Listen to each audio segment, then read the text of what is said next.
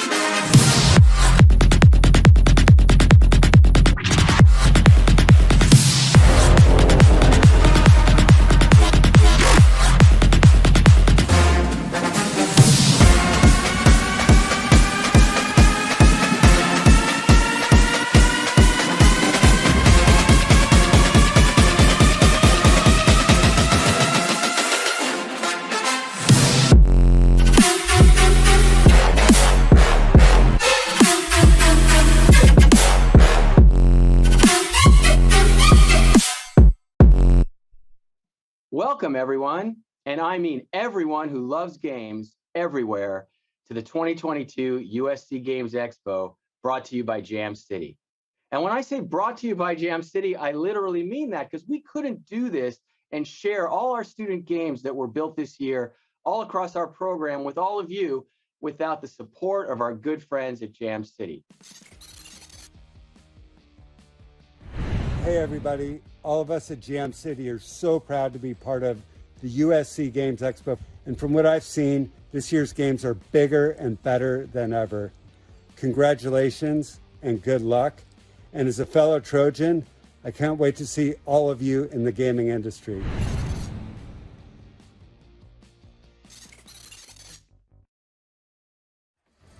We were all born to fight.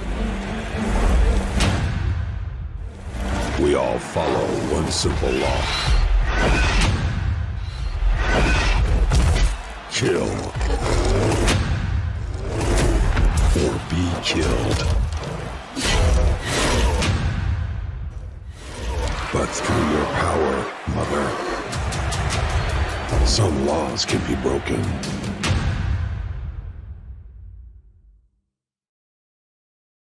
There's a lot of really exciting things going on at USC Games right now that I want to quickly share before we start, because this fall we start our new degree in game art and animation. We're incredibly excited about that. The following year, we have a new degree in themed entertainment, covering the themed industry, including museums, retail, all the places where immersive storytelling is going on, because that's kind of what we're about here at USC Games, telling stories through player interaction in the software built by our many students who are joining the program.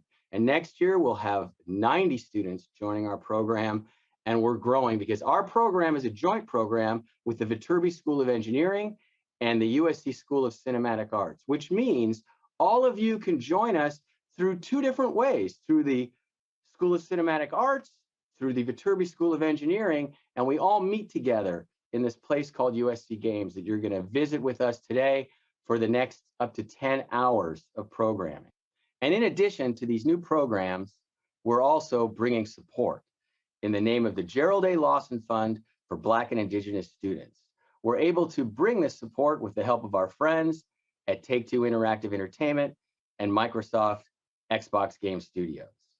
As a matter of fact, our friends from Microsoft Studios will be here sharing a lot of information and ideas in a panel later on this afternoon. I also want to let everyone know that all of our student games are downloadable and playable, and it's just our great privilege to share this work that they've all worked so hard on, both at school, at home, online, as we've navigated our way through the pandemic really successfully, thanks to the hard work of our students and our fantastic faculty. So with that, I want to welcome everyone to the USC Games Expo 2022, and I want to introduce our great friend and supporter, Jeff Keeley. Thank you so much, Danny. It's such a highlight for me every year to be here at the USC Games Expo. I went to USC a couple decades ago and graduated, and there was certainly not a video game program like there is today.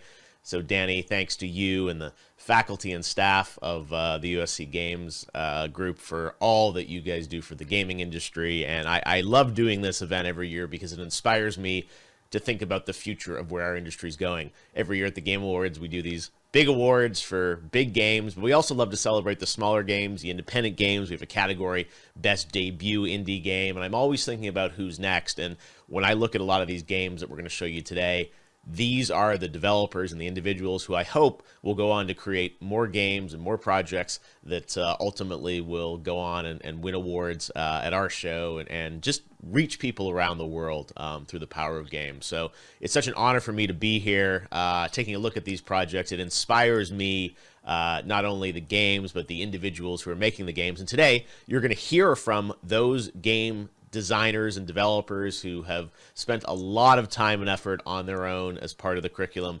building their own games. And today is about showing you those games for the first time, and getting a chance to hear from the creators behind them. So I'm going to go through 6 games today, which are some of the best projects that have come out of USC Game School this year. And we are going to start with a very special title, which is called Social Moth.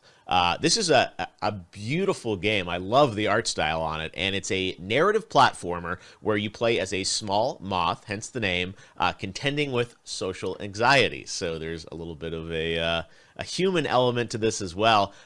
Set in a close-knit community on the forest floor, the game allows the player to explore themes of mental health, relationships, and finding a sense of belonging. So looks beautiful, but it has a deeper meaning to it. There's a forest floor, as we mentioned. That's kind of where you play the game, and you communicate with the other insects in the community, and you have to sort of grapple with healthy and unhealthy thoughts while dealing with social anxiety. So socially anxious moth, and similar to like a Psychonauts game, if you've played that from Tim Schafer, where you're kind of dealing with, you know, your fears and your doubts. With this one, there are physical manifestations of that anxiety in the form of horrifying monsters that you obviously have to defeat.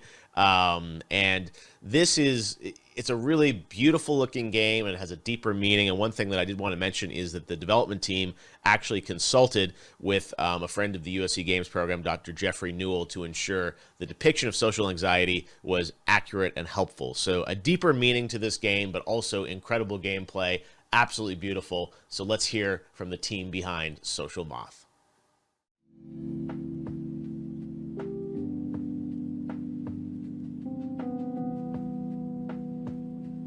Hello and welcome to the USC Games Expo 2022.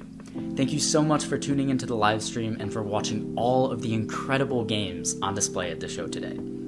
My name is Ben Hyde and I'm the creative director of Social Moth, one of the advanced games projects that's been in development for the past year at USC. Social Moth is a narrative platformer about a small moth contending with their social anxiety.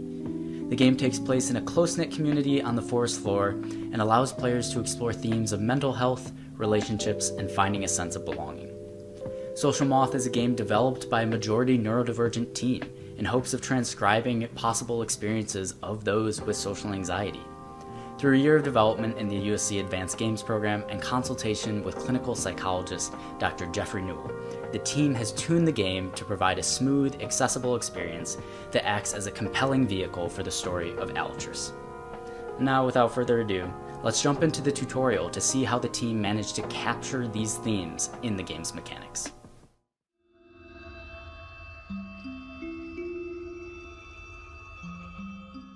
Huh?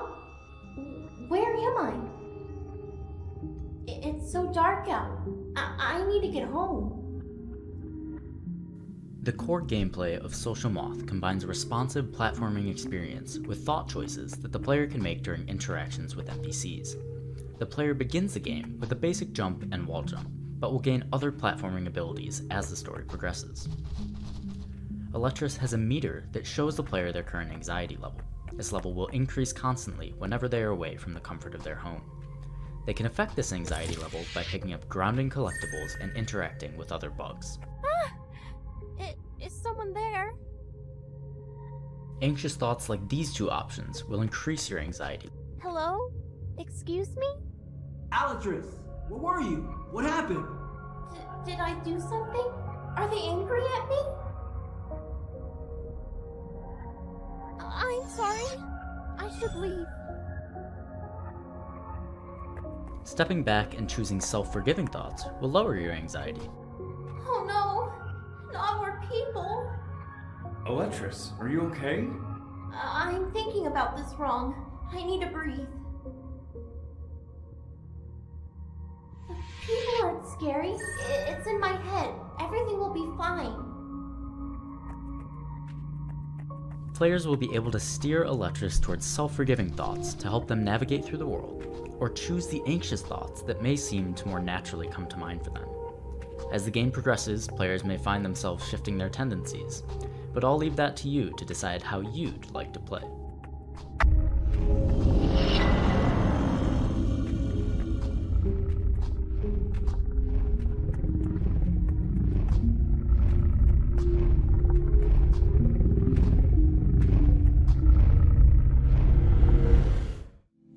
Anxiety is something that can overwhelm many, if not all of us at times. And although this is an already relatable theme to many, we wanted to also make sure that our game could be enjoyed by as wide of an audience as possible. We strive to create an accessible production environment by letting our team members join either in person or online. We also try to be encouraging and supportive of each other and provide room for growth. And we hope that that spirit carried forth to our players as well.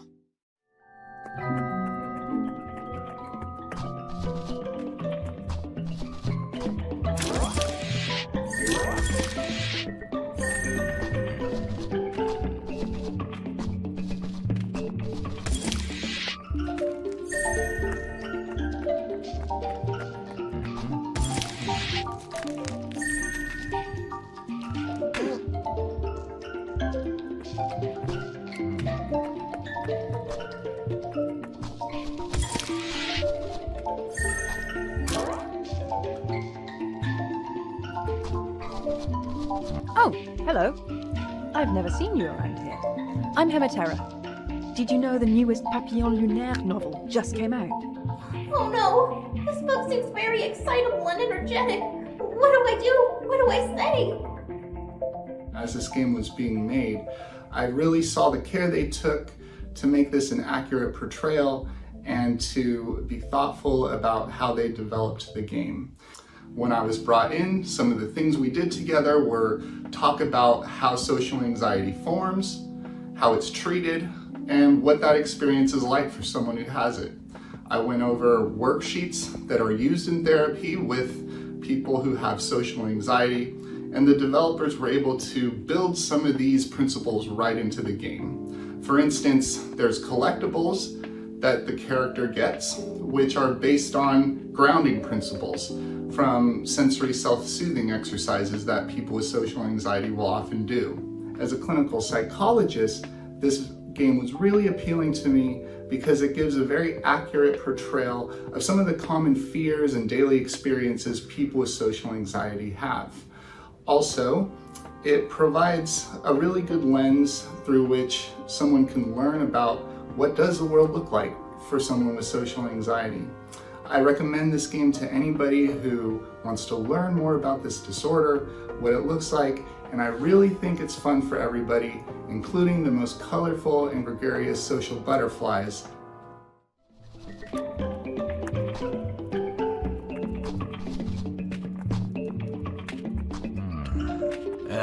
Great. Another kid to mess up my shop. Hey, you gonna buy something or what? Oh no! I must have done something wrong. I'm so sorry. I was just going to browse. Browsing's for libraries, kid. Buy something or leave me be. Come on, Don Dex. Let's go. Oh, I thought you liked lamps, though. Next, we'll see Electrus quickly falling into a state of utter panic when confronted by an unexpected interaction with Dondax's friends. You'll see Electrus's anxiety meter fill to the brim as they come face to face with the monster that appears when they're completely overwhelmed by their social anxiety. Think you can handle one last challenge? Yeah, I don't feel that tired. So what's next? Asking an elderly pill bug about her day? A little more intensive than that. What do you mean by...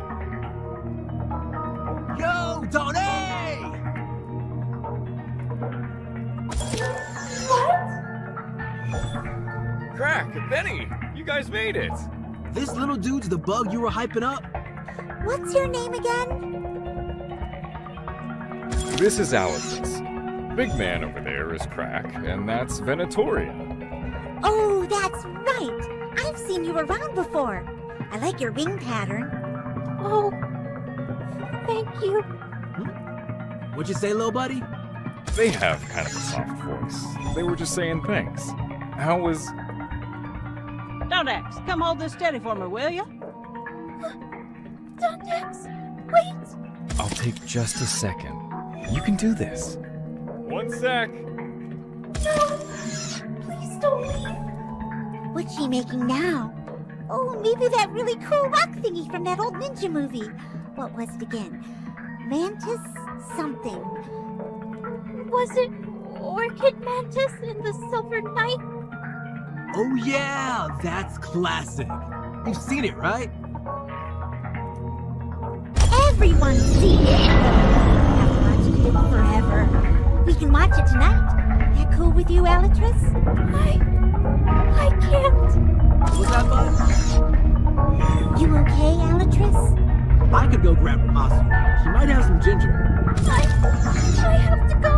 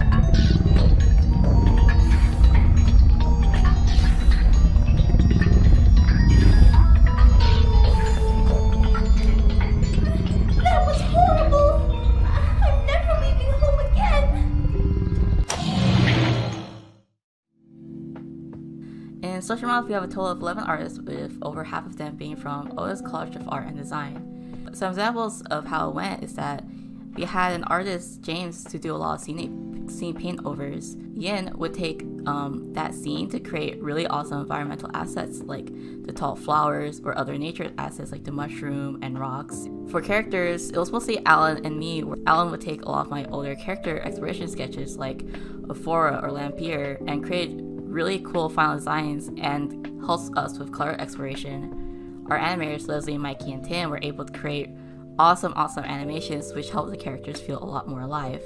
Honestly, there's so much everyone did, and I really wish I could fit everything. But with that, I really want to thank all the artists, especially those artists, for being such awesome, hardworking, and talented people. It was really fun working with everyone. And with that, Social Moth's time at the USC Games Expo 2022 is drawing to a close. Thank you all so much for tuning in to learn a bit more about our game and the wonderful developers behind it. Social Moth is available to play for Windows users on the Steam store now. You can find the link at the USC Games Expo website or simply by searching for Social Moth on Steam. We'll show you a look at our trailer on the way out before we throw it back to Jeff, and I want to thank you all for your time and wish you a wonderful rest of your day.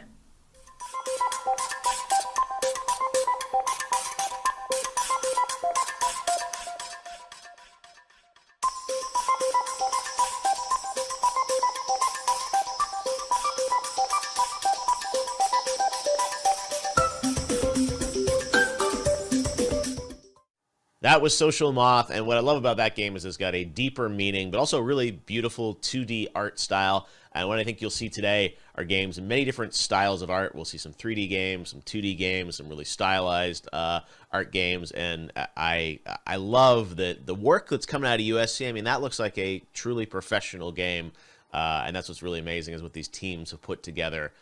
These are not small little projects. These are ambitious games that you can download and play and check out, and I love the depth of the narrative behind that game as well. Looks good, plays good, but also has a deeper meaning. So that is Social Moth, a really impressive game. So congratulations to the team behind that one. All right, let's move on to our second game now, and that game is called simply Reversal. Reversal is a 2D puzzle game where you play as a little robot in a mysterious hierarchical tower. Over the course of the game, the player will use the gravity reversal ability, so that's the gameplay mechanic or hook, as well as other reversal related abilities obtained along the way to solve puzzles and climb to the top floor of the tower. So you're kind of scaling the tower as you go up, but you've got this interesting reversal power, which is really kind of the unique game mechanic. So to learn more about that mechanic and the game and the team, let's hear about Reversal. Hey everyone, I'm Yang Cao, and I'm the co-creator of Reversal, a 2D puzzle game about social inequality. Reversal is set in a mysterious hierarchical tower where you will play as a little robot called Rab. Over the course of the game, you will use 3 powers obtained along the way to solve puzzles, experience different living conditions of other robots, and eventually climb to the top of the tower to decide its fate. Our team is composed of 4 people in total. There's me, the co-creator and the programmer, Z, the other co-creator and the artist, Joseph, who is in charge of composing all the beautiful music, and last but not least, Chaoran, who fills our game with rich diegetic environmental sounds. Reversal is heavily inspired by historical events and the current social situation. And since Z and I really love puzzle games, we wanted to explore such serious topics through highly interactive puzzles so that the players can think for themselves and draw their own conclusion. And since we also really love storytelling without using any words or dialogues, we aim to tell the story purely through animation, immersive world building, and even puzzles and game mechanics. So yeah, enough talking. Let's take a look at the gameplay.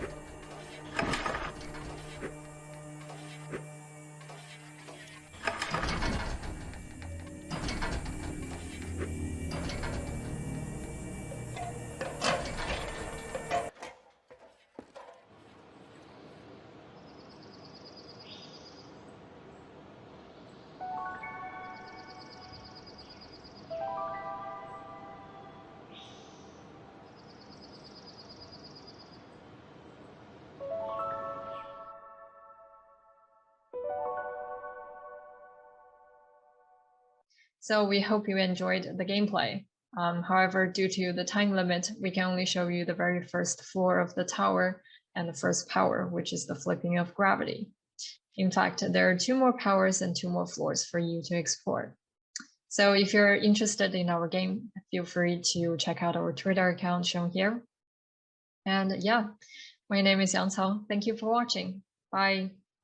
That was Reversal, and I gotta say, I love the mood of that game, right? The art style, it's got reminds you a little bit of Darkest Dungeon, got this really cool art style, and the music and the mood. So this is not a happy-go-lucky robot. It's got a little bit of a darker tone to it, but really amazing puzzle mechanics. You probably get a sense from that trailer of how fun it is to kind of navigate through all these different sort of side-scrolling rooms as you climb the tower. So really beautiful game with great gameplay, but a very distinct art style, right? It's got its own voice and tone, which is really awesome to see. So congratulations to the team. Amazing work on Reversal. We'll be right back after these messages. Hey, I'm Cody Bellinger of the LA Dodgers. I want to congratulate the students at USC Gaming on another great year.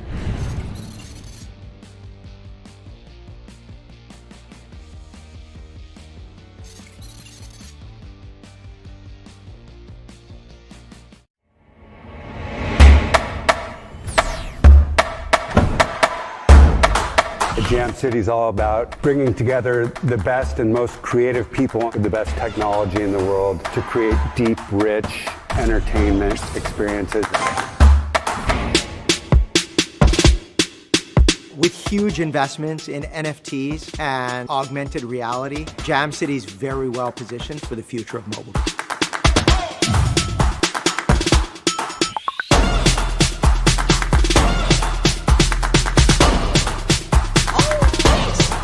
We played Fred and George Weasley in the Harry Potter films.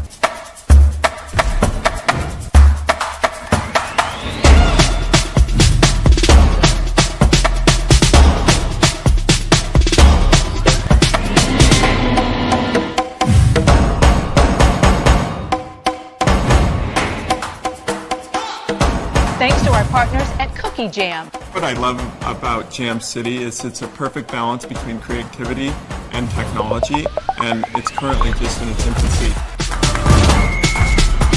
People feel like they're not just visiting a game, but they can buy or sell. The work you've put in is worth something.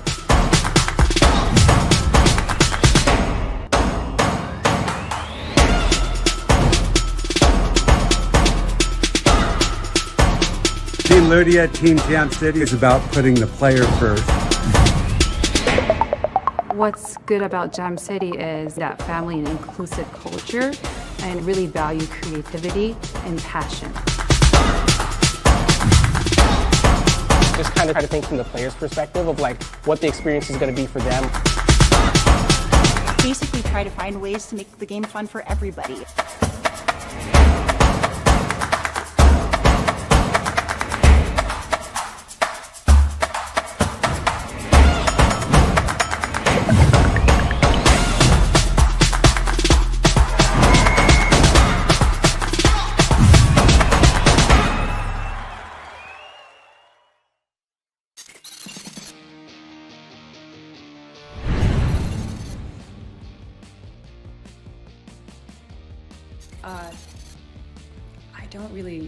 I don't think I always should be the one to give advice, but I'd probably say focus on content and unique experiences over flash, because even the best, hugest games out there, they are, the big blockbuster games, they have a lot of substance underneath all the pretty graphics. So I'd say stick to substance.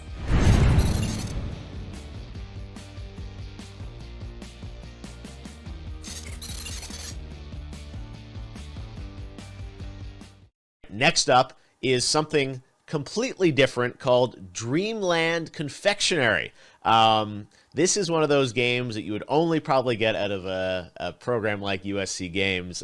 It is a comforting 3D story-driven exploration adventure. You befriend and borrow magical abilities from cute creatures to solve environmental puzzles, explore the unknown, and uncover the mystery of Dreamland.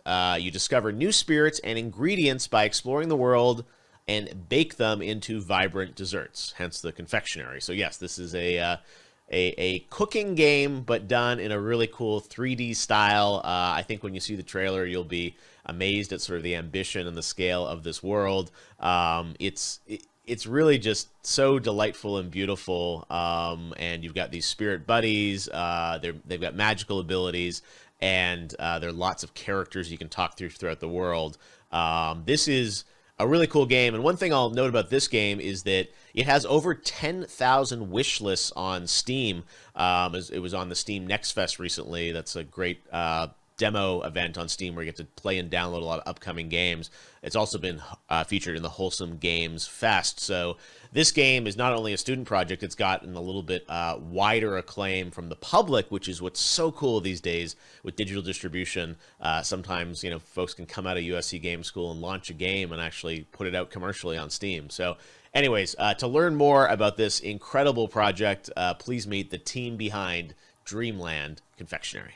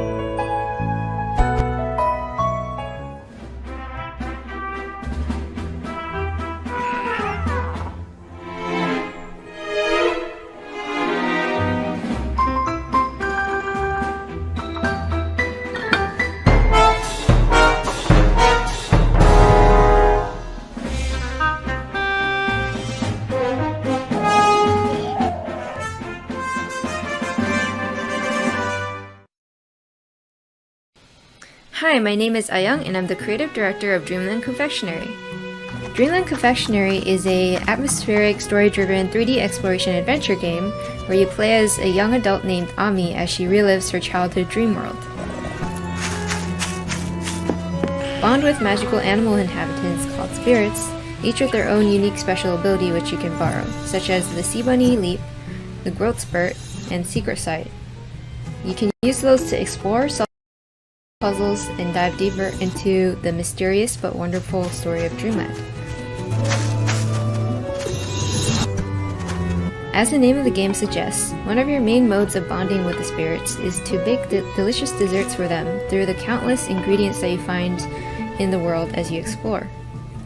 The deeper your bond, the stronger both of your abilities become. We've made some quite significant mechanical, narrative, and visual updates since you saw this game in last year's Expo, so the team and I are very excited to share those with you today. I'm Weston, producer, marketer, and writer for Dreamland Confectionary. Dreamland is very special to me, as it delivers a unique story with mechanics that I've never quite seen before. All the pieces of the game, art, audio, design, engineering, etc., all culminate into something quite extraordinary. The world of Dreamland is vast and crazy. There's a lot of environmental storytelling that goes on, and it's just really exciting. It gives it a really rich background to the characters and the narrative.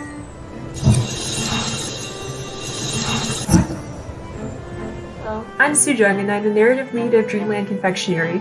The game introduces Ami celebrating her birthday in Dreamland with her friends and spirits.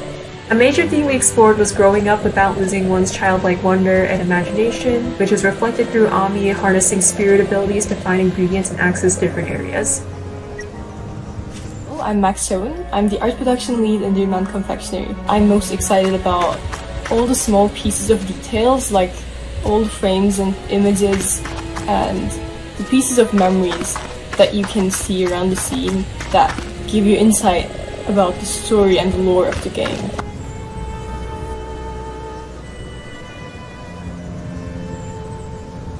My name is Jacob Ruttenberg, and I'm the audio lead on Dreamland Confectionary. Dreamland is a magical and enchanting place that Ami gets to explore, and it was essential that the audio support this player experience. Now, spirits that Ami encounters in Dreamland were designed with some organic and natural animal sounds, but were also layered with a variety of other elements. Hi there, my name is Billy Wong. I am the lead engineer here at Dreamland Confectionary. The engineering team worked very hard to deliver a smooth and glitchless open world experience. And we make sure, 100%, that you can pet that damn sea bunny. Oh, if you don't know what I mean by the sea bunny, for our demo, it's freely available on Steam. And without a further ado, let's jump right into our demo.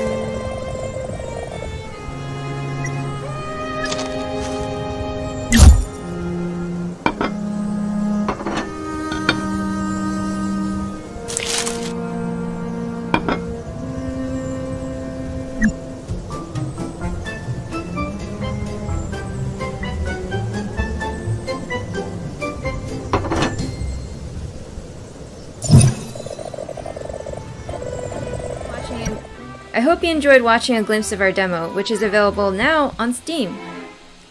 There's a direct link to our Steam demo on our website, dreamlandconfectionary.com. We're so excited for you to all experience and play Dreamland for yourself.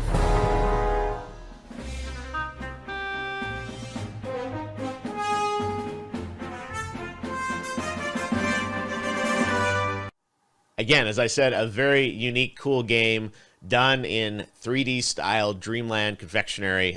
Didn't think you'd ever see a game that combines baking and action adventuring, but there you go, a really interesting game. And let's hope that's going to be something that the team will continue to build on once they finish it here at USC and get that out on Steam to all those people that have wishlisted it already. So a very fun concept, and a lot of what it takes today in the gaming industry to break through is a fun, different concept, right? There's so many games. Steam Next Fest usually has over 1,000 different games from around the world. So to break through, to get over 10,000 people to wishlist it means they're certainly doing something right, and it's a really fun premise. So congratulations to the team on Dreamland Confectionary. All right, next up is a game called Bounty Heart. Now, Bounty Heart is a strategic mobile RPG which combines matches with tactical turn-based combat where you play as a squad of bounty hunters hunting for a legendary bounty. This is a mobile game, which is really cool and important. Mobile is such a massive part of the gaming industry today. It's the biggest part of the gaming industry globally, and it's great to see students already thinking about making mobile games because there's a huge addressable audience there. And this looks like a really cool game. This game draws inspiration from the Match 3 gameplay of Puzzles and Dragons and the tactical combat of Fire Emblem Heroes, which is an amazing franchise on Nintendo, with procedural events that give it a rogue-lite flair. So a lot of depth to this as well. That's the thing, is even though things are mobile games now, they're not sort of small or half-baked ideas. Mobile games can be some of the richest, most beautiful, addictive games out there. You get to assemble a party of bounty hunters and move them on a board to make matches. And you've got unique abilities and items to battle, to use in battle to claim victory. So I've said a bit about it, but let's turn it over now to the team behind Bounty Heart to tell us more about this really ambitious and cool mobile title.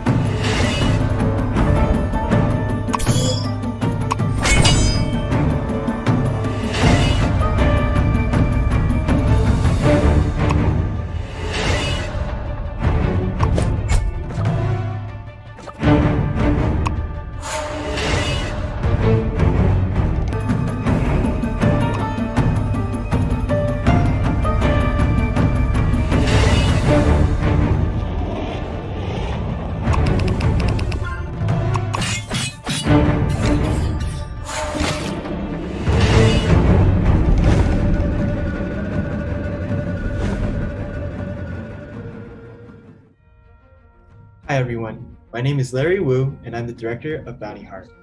Bounty Heart is a roguelite RPG that combines Match 3 with tactical turn-based combat designed for mobile. In Bounty Heart, each run you must assemble a ragtag team of bounty hunters to hunt for the legendary bounty. Make huge matches, upgrade your crew with unique items, and recruit quirky characters along the way. If you're a fan of roguelites, tactical RPGs, or Match 3s, or any combination of those, then this is the game for you.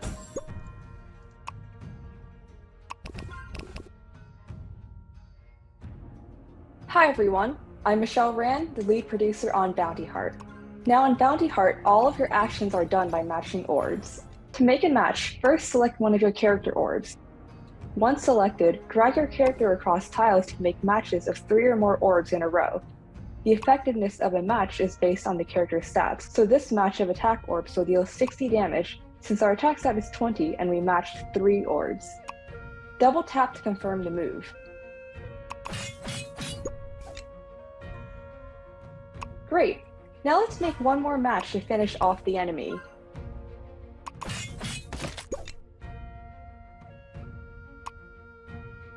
If you lower the enemy's health to 0, you will defeat them, allowing you to take their bounty of golden items, which you can use to upgrade your characters.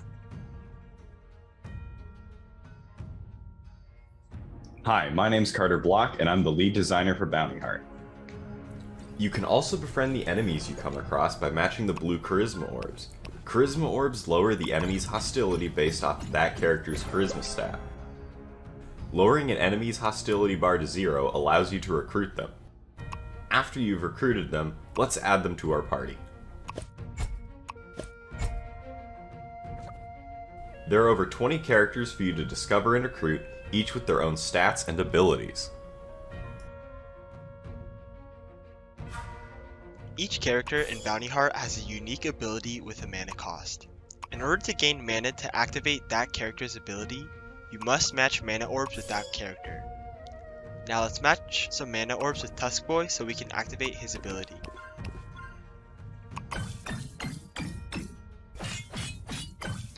After Tusk Boy has gained enough mana, we can activate his ability, which converts all mana orbs on the board into Charisma Orbs.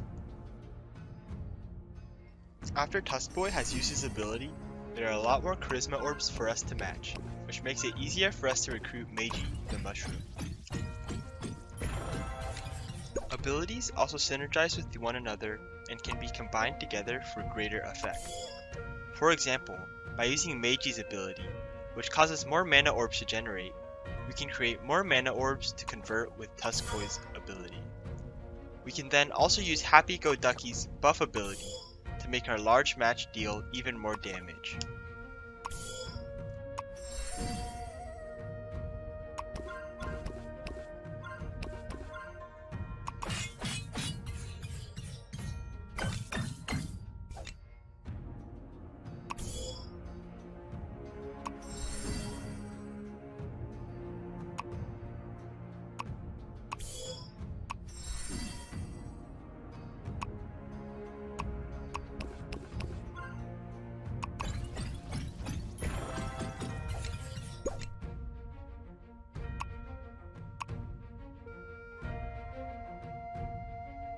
Each enemy you face will also fight back.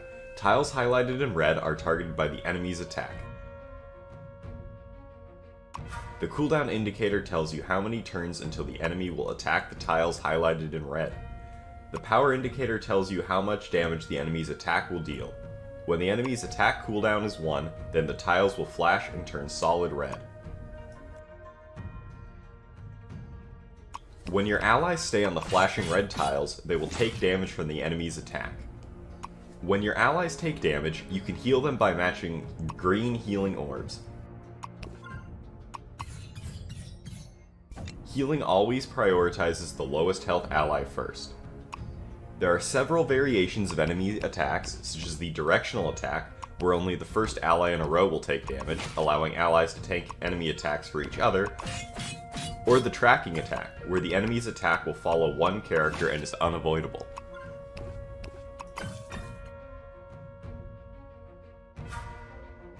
Hello, my name is Adrian Lopez, and I'm one of the engineers who worked on Bounty Heart. You may have noticed that matching more than 3 orbs grants a multiplier to the orb's damage. You can see the multiplier at the top of the screen here. The larger your match is, the higher the multiplier becomes, so try to make the largest match you can.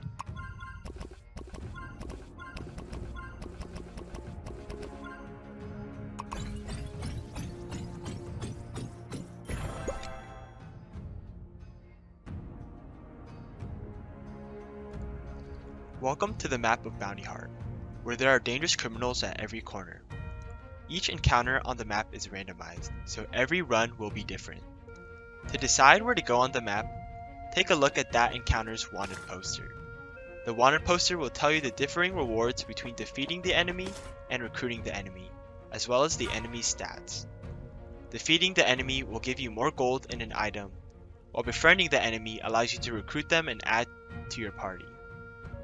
You can also see the details of the character within the encounter by clicking on their portrait, so you can decide whether you want to recruit this character or not. My name is Christopher Ting, and I am the lead engineer on Bounty Heart. Items are the main way for you to upgrade your characters in Bounty Heart. You can get items by defeating the enemy or by purchasing them from a shop. Upon defeating an enemy, you will be offered 3 different item choices for you to choose from, so you must adapt and strategize based on what you are offered. There will be over 50 items for you to discover in Bounty Heart, each with their unique effects and conditions.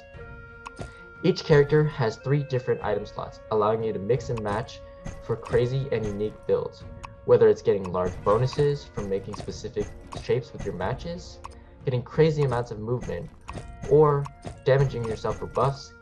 Items will make each run in Bounty Heart feel unique.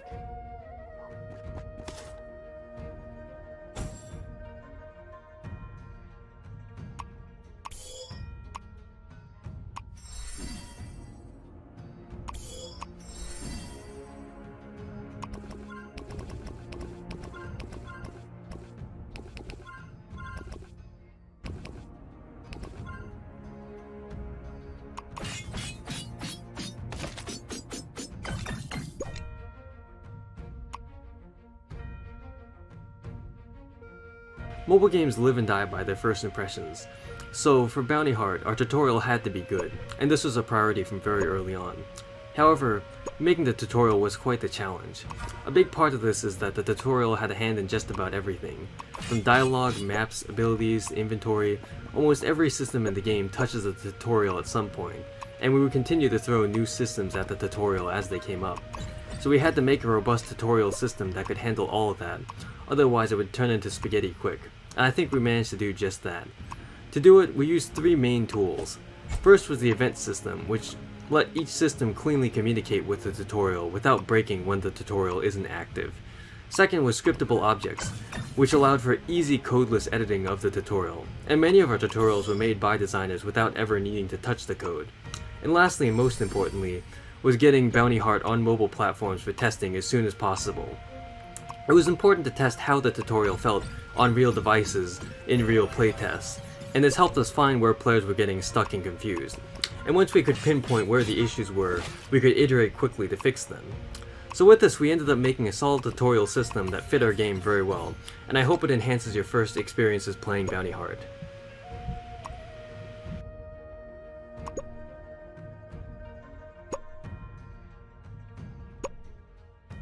Hi, my name is Tom Ling, and I work as a narrative designer and a game designer on Bounty Heart. I remember looking at the initial vertical slice that was put together for the pitch of AGP, and I was really excited to start working on it. And for it to finally, well, come into fruition as this finalized, really pretty, and just fun to play game is something that's really inspiring to me, knowing that I participated in part of that. I was part of this bigger team, and everyone really sees those elements kind of coming together. Hello, my name is Trinity Zhang, and I am a concept artist and illustrator on Bounty Heart. As part of the art team, I was responsible for creating a colorful and unique cast of characters ranging from silly frogs, serious samurais, or intimidating final bosses from the heavens.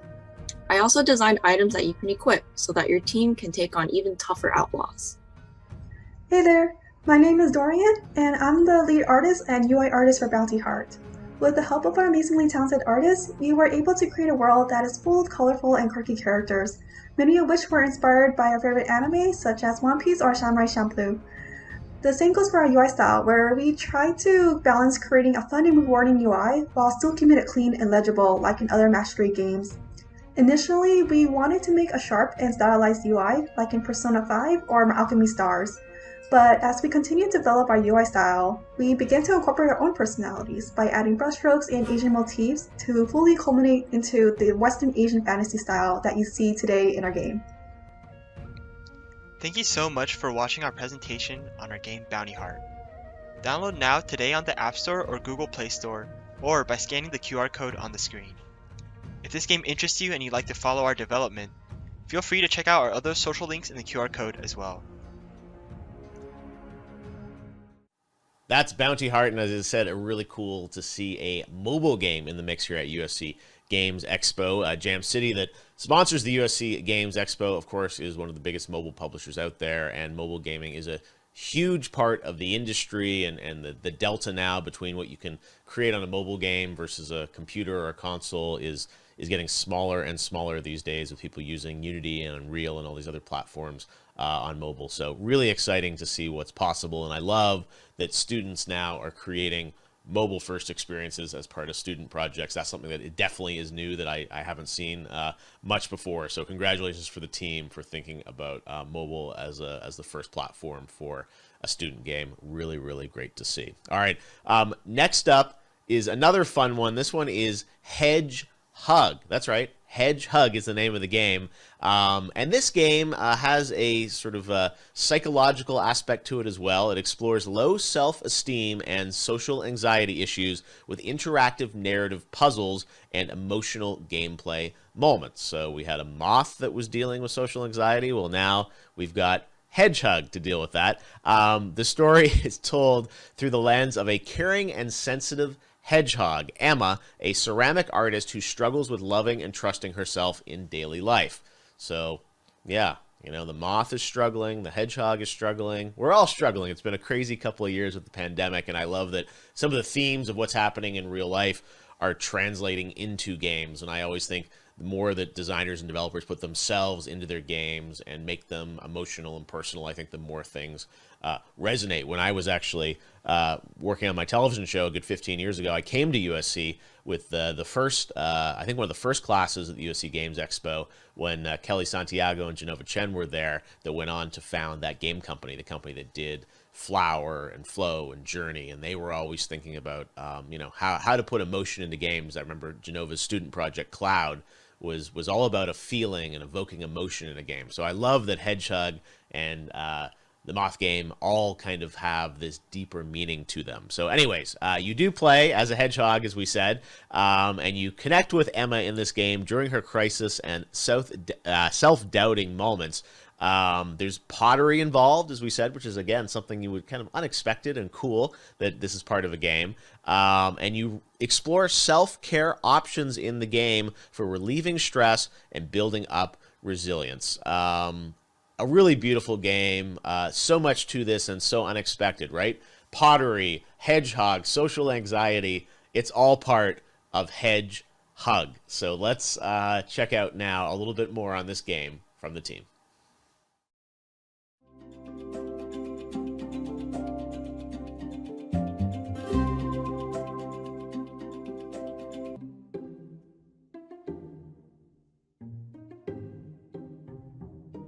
Hi, my name is Claire Hu, a graduate student at USC.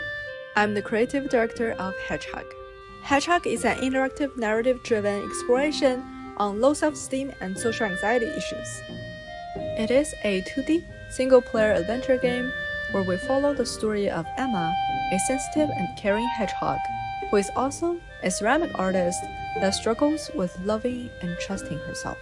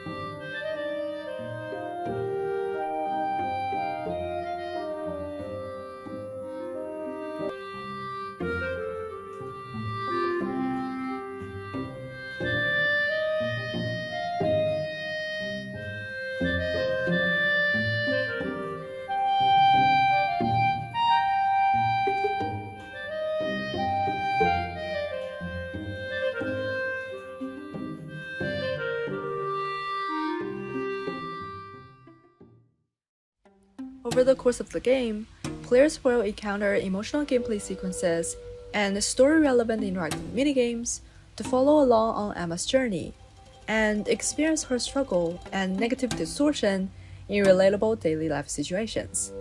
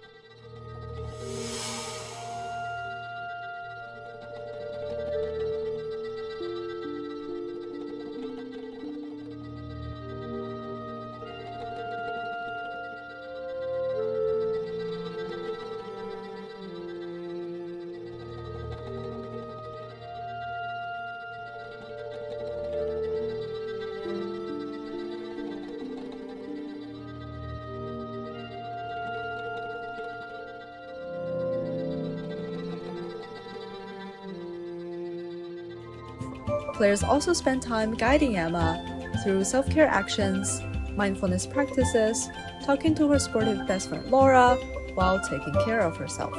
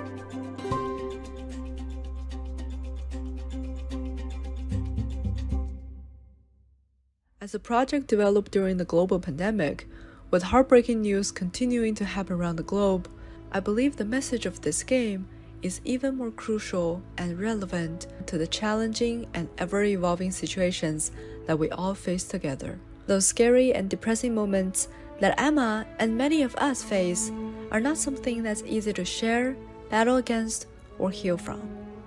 It's incredibly hard to break out of that vicious cycle, especially when we're struggling with countless commitments and dreams in our lives.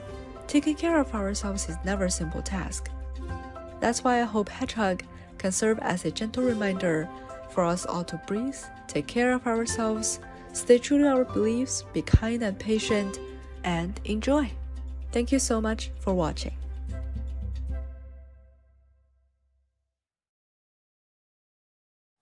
That was Hedgehug, and I gotta say that probably takes the cake for the game that you would not expect to mash up a hedgehog pottery with a deep, meaningful story about social anxiety. What I love about that game is it's got so many different styles to it, and the pottery is just so unexpected, right? To have this 3D pottery that you're kind of making within this 2D adventure game context. So very interesting to hear from the team about how that all came about. A really inventive, cool project that I love has a deeper social meaning or message. And at the Game Awards, we actually have a category called Games for Impact that looks specifically at that, of games that are looking to have a pro-social kind of meaning or message to them. So great to see that, a really amazing student project as part of USC Games. All right, now let's move on to our final game of this part of the expo, the final student project that I'm going to be showing to you. And this one is called Illume. Illume is a 3D atmospheric puzzle adventure game where the player explores and solves puzzles by connecting light gems with a little light friend. This has a really beautiful artistic look, plays with light. In the game, the player will find light and bring light to a dark, sleeping kingdom. So light is what connects us all and brings us back together.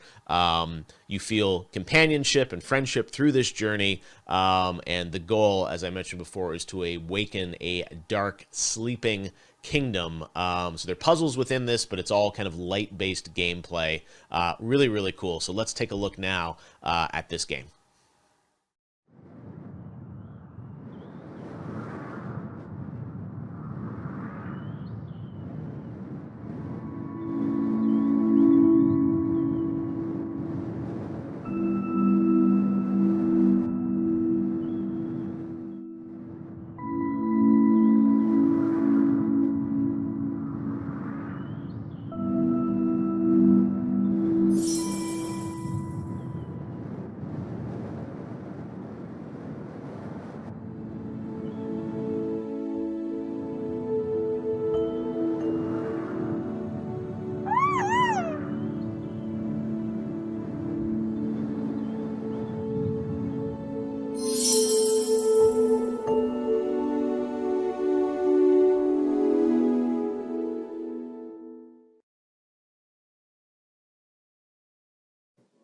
Hello everyone, welcome to the USC Games Expo. My name is Elsa and I am the designer and programmer for Illume. Illume is a 3D atmospheric puzzle adventure game where the player explores and solves puzzles by connecting light gems with a little friend. In this game, the player will find light, bring light to a dark, sleeping kingdom, and feel the companionship and friendship with a little friend. Hope you like this game. Hi, my name is Tianyue. Me and Elsa are both the creative directors and the developers of the game. It's been an honor to be selected into the Expo Spotlight show. So during the production, we had a wonderful collaboration with students from Berklee College of Music. We have our audio producer, Raphael, who helped a lot in communicating the ideas between developers, sound designers, and composers. And our lead composer, Richard, and co-composer, Eduardo, who had given us beautiful, beautiful music. And of course, our sound effects artists, Alexander, who gave life to the little light dot in our game. So thank you all again, and thanks USC Expo for giving us the opportunity to show our game to everyone over here. I hope you will enjoy it. Hello everyone, my name is Raphael and I'm the audio producer for Illume. My task in this project was to work with the developers alongside the audio team to lead the audio team with the best audio design results possible. Also, maintaining them with schedules, all the assets, and implementation was also part of my task. Hey USC! My name's Alex Duwong, also known as Gooch. I worked on the video game called Illume as a sound designer as part of the Berkeley x USC collaboration process. And I just wanted to say thank you to each and every single one of you who made this collaboration possible. I know that each and every single one of you work super hard in order to make wonderful pieces of art. And I'm just super glad to have been included in the process. So thank you very much. And I wish all of you a happy, wonderful future making the wonderful video games that I know all of you are capable of making. Thank you so much.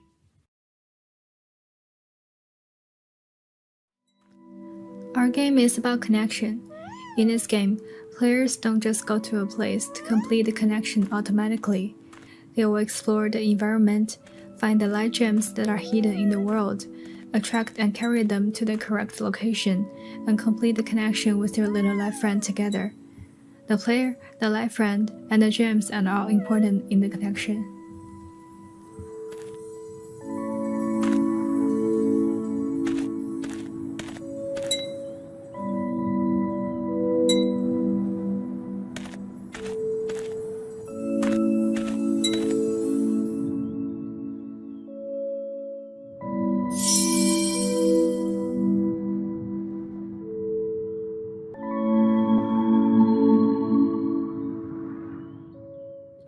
Another really interesting part of our game is the little light friend.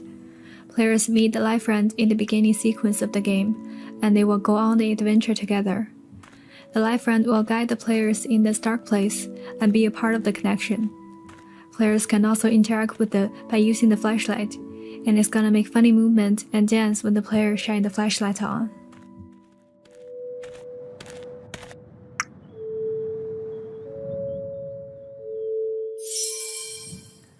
The story of the world is hidden in the environment. Players will use the flashlight to light up the wall paintings, which tell the story of the world, what it used to be, and also provide hints to the puzzles.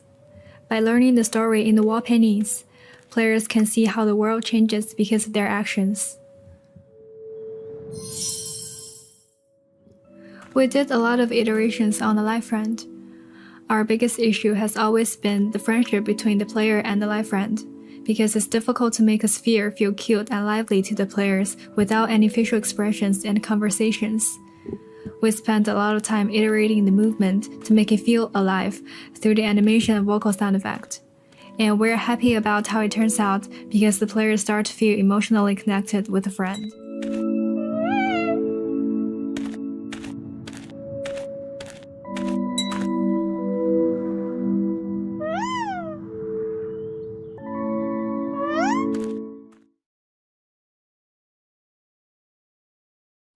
It's always fun when I look back on all those early prototypes. During pre-production, we had a great time experimenting with all kinds of weird ideas. Essentially, all the inspiration comes from one picture, or one sequence from the movie Tangled. We really loved the whole feeling of it, so we started brainstorming. We want some key elements. First, the dark and light contrast. Second, the feeling of connecting with others. We had the idea of asking players to explore a dark world, and by connecting or lighting up some tiny dots, eventually they will light up the whole world. We have done many early prototypes, including experimenting with the mechanic of making players feel connected. In order to achieve that, we've settled down the core gameplay mechanics very early. We also did some visual prototypes to see how exactly players are gonna feel about the dark and light contrast. And we spent some time figuring out how to let players feel lonely instead of scared in such a dark environment, because we are not gonna make a horror game. Later in the production, we spent a lot of time iterating on the little light friend. At the very beginning, we weren't even thinking of having a companion. But our amazing cohorts gave us this idea of having a friend, which we think is quite lovely. But at first, the little light friend is just emotionless. It's just a ball. But we didn't want to change that. We wanted to see how much we could express even without humanoid shapes or dialogues. So we gradually added particle effects, lively animations, and some cute behaviors. And last but not least, we had these great sound effects from our Berkeley collaborators. So everything turns out satisfying for us. Here's another iteration on the final cutscene, or ending of the game. You can see how lonely players are at first, but in the final version we added all those other light dots, because we still loved that moment in Tangled. And we wanted players to feel they've awakened this sleeping kingdom. We also really appreciate our Berkeley collaborators for creating beautiful music for the cutscenes, as they really took it to new heights.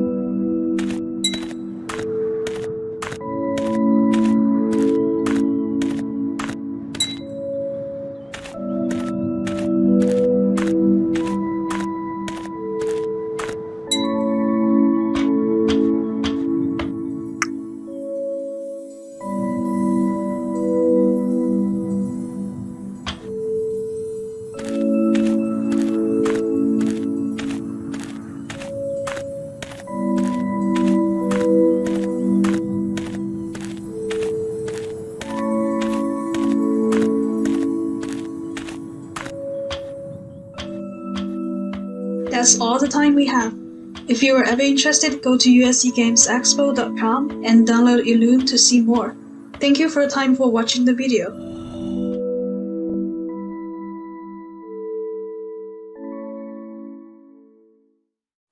What a beautiful looking game. And I love games that use light in the gameplay because it just creates such an opportunity to play with light and shadow and depth. And when you see that game, you know, there's nothing better than a video game than when you find that, you know, flashlight or that torch or whatever, right, to light your way through a game. And games do such a great job playing with light. So it's a fun idea to bring that into this game and have some puzzles and other elements alongside it. So really cool game, Illume, another one that is a great USC Expo title. And those are the big 6 games that I got to kind of preview and highlight. It's such an honor for me to see how diverse and different they all are. I love that they're deeper social themes to a lot of the games. There's a mobile game.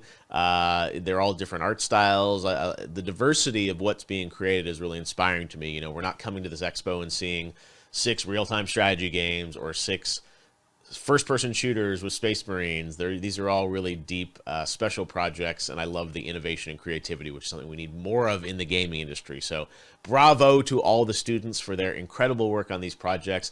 I hope that you'll get to download them and check them out if you're watching, and I hope the students will go on to build more games in the gaming industry. I can't wait to see where they go. So that's it for me. It's always a pleasure to be a part of this event, and I love what USC does for the gaming industry. And this is where, you know, the game designers of tomorrow are learning their craft from some of the best faculty and experts in the world. And speaking of one of the best out there, I'm now going to turn it back to my good friend Danny Bilson. Danny, over to you. Thank you so much, Jeff, for joining us today and helping kick off our USC Games Expo 2022. And we'll be joining you, all of us will, next December, along with tens of millions of others at your fantastic Game Awards. I also want to invite everyone who's interested in our program to contact us at uscgamesexpo.com. That's future students, people who think they might want to transfer, as well as potential industry partners who want to support us and help the growth of our program and the growth of these students. Next up, Greg Miller and Janet Garcia are going to share with you some of our MFA thesis games, as well as some of our Advanced Games Project. Advanced Games Project, or AGP, is our largest scale production class with up to 25 or more students on a team, and they work for over a year on those projects. So without further ado, let's get to some more games. We've got hours and hours of content ahead of us. So again, let's welcome Janet Garcia and Greg Miller with some MFA thesis and AGP games. Hi, I'm Matt Booty, head of Xbox Game Studios, and we are pleased to continue our long-term collaboration with the USC Games program. Video games are amazing to work on because they combine the subjective magic of entertainment with the complexity and innovation of technology. I believe that every game that ships has in it the fingerprint of everyone who worked on it. As you begin your journey as a game creator, trust that your voice and your vision will find a way to leave an imprint on a medium that brings joy, connection, and entertainment to billions of people around the world. Good luck and go make some great games.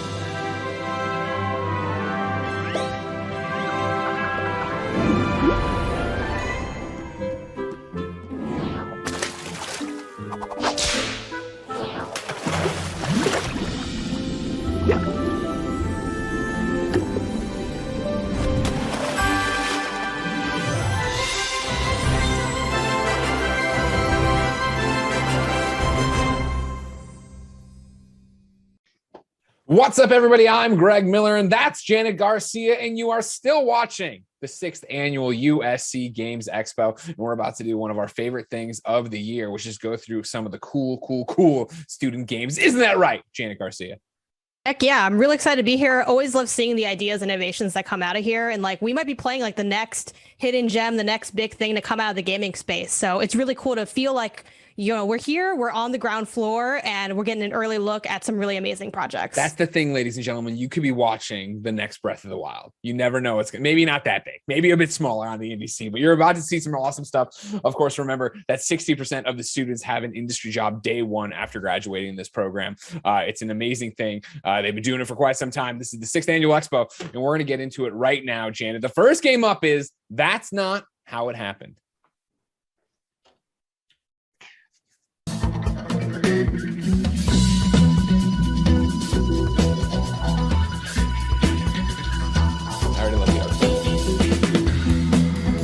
I like how this is a story game, but right away, the first thing we see, beat 'em up action.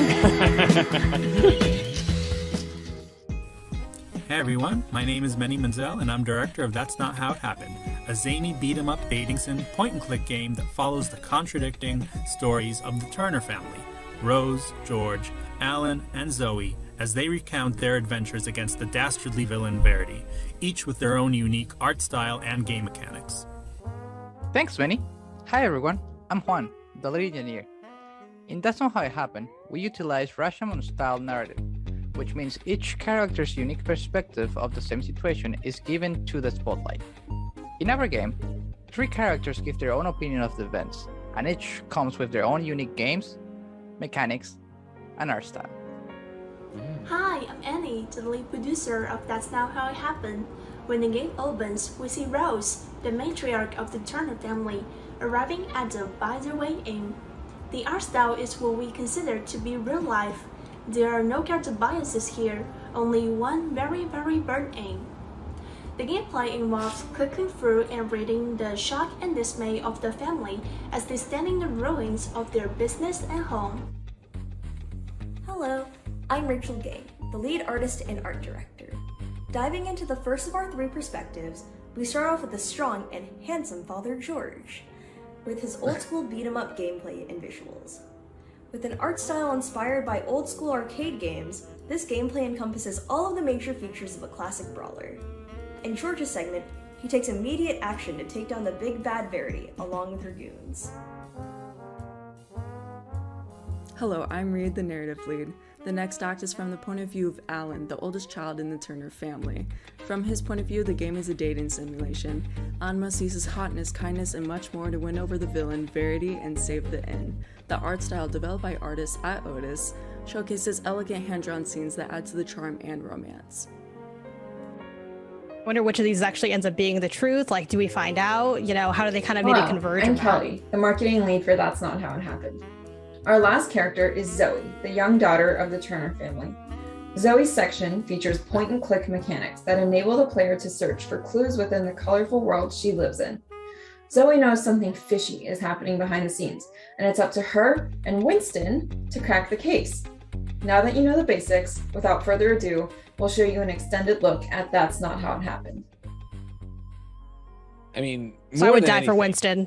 I was going to say, they sold me on the Winston plush, Janet. Exactly. They all have And I their was own like, Winston are we plush. going to Where talk can I buy about mine? Winston? Like, what's going on here? I like that that's kind of the kid's perspective. I also think it's so interesting that each character has a style that like represents like their persona and personality. This was all your fault. Settle down, kids. Thankfully, I was here to save you. Save us? You almost got us killed. This never would have happened if you would have listened to me for once. What in the world happened here? Rose, how was your day, honey? Our inn is gone. Yeah, but the kids are still alive, so, you know, glass half full. How did this happen? It was all because of that woman. Me and Winston tried to tell them. Right, Winston? That's not a nice thing to say. I like that about Winston has Dad, dialogue. Winston. Yep. What woman? Let me tell you exactly what happened. Don't worry, I have a phonographic memory. Dad, that's not... So, there we were. This is a brilliant idea, the changing art style. Yeah. Yes, sir, Mr. President. I'll make sure those orphans get those meals delivered. Why do I feel like this is not how it happened? Just doing my Everybody has their own duty. lens, Janet. Sneaking suspicion, right? It's true to them. It's a lie. Yeah. It's not a lie if you believe it. you know? George Turner, I'm tired of you and your gorgeous golden hair. My name is Verity Jones, and this inn was once mine. Now, I'm here to take it back. Looks I like love how you'll hammed be up this is. checking Yeah, for out sure. early. They had fun writing No these one lines. getting to the boss, no matter how handsome. We figure it's what, 4 games in one, the truth and the 3 perspectives. That's pretty nice, and especially if you should be a student and creative and want to get all this stuff out. I'm really interested to see who Verity's going to end up being, though. Right. Like, Verity's been dead for 10 years. Like, I don't know. Yeah. Like, what's gonna be I the can't believe story she'd here? come here and burn the house down, or the inn down, so what happened?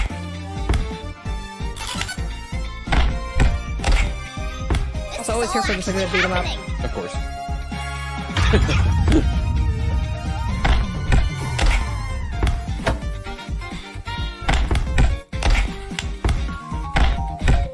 You know, maybe none of them is how it is not Well, how that's it the thing, happened, right? or That, how one, it that happened, first right? art style is supposed to be the truth, they say. That's the that's the That was amazing! It's almost like you don't even need the rest of us. Nonsense. Your moral support is the heart of this operation. Well, not the heart. I'm the heart. And the brains. You're more like the liver. What are you The hair's very Dragon Ball Z here too. Oh yeah, well, Like, he's got that space. Should have He's got a foreseen special my highly trained move goons filled would in be there. no with the match press for space you bar and at your the top. gorgeous hair. No matter. They bought me enough time to steal the deed. Time to face justice, evildoer. With you gone, my takeover of the inn will be complete.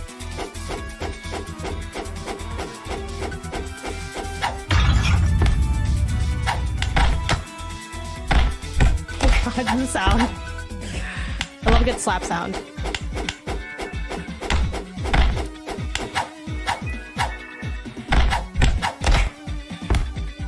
It's always the minions that'll get you in a boss battle. Of is the course, thing. yeah, you gotta manage those ads. You know that.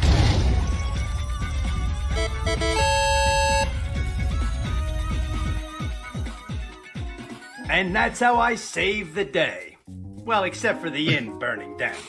That doesn't make any sense. Anything makes sense if you don't think about it. A woman named Verity. And George is making some points, he's just honestly. trying to save face. I had it all under control. Did not. One at a time. Alan, why don't you tell me what happened? Very well. Here's how it went.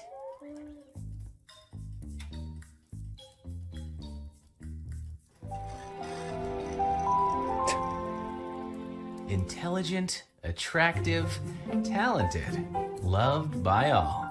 You aren't talking about yourself, are you? Shut up, Zoe! But I'm stuck here, the by the way in. Not exactly every teenager's. Man, even the way I they're love how his stressing the voice voice out. changes. Yeah, exactly. Right. That's what I was saying too. Stand on the floor again. Come see. Zoe says it'll give me HP. Whatever that means. And George looking good. Glow up. How many times do I have to tell you to not eat floor I sandwiches? like how it connects to the other like gameplay we just saw, like the floor sandwich delicious? Yeah. The secret ingredient is flour. You should adopt a healthier lifestyle, Dad. How did I not think of that before? Your charisma and intelligence have turned my life around. Hey, it's what I do. Oh, a guest. And a pretty one, too. It must be my lucky day. Are you? Alan Turner. Yes. Hotness personified. Famed intelligence. Unmatched charisma. Kind to all. Cue the romantic music. Calm down, Verity. It's finally happening. Your dreams have come true. Yes, I have that effect on women. Beautiful. Well-dressed. Gorgeous eyes. That's what she must think of me. Time to really Oh my god, impress good her. twist. Idea.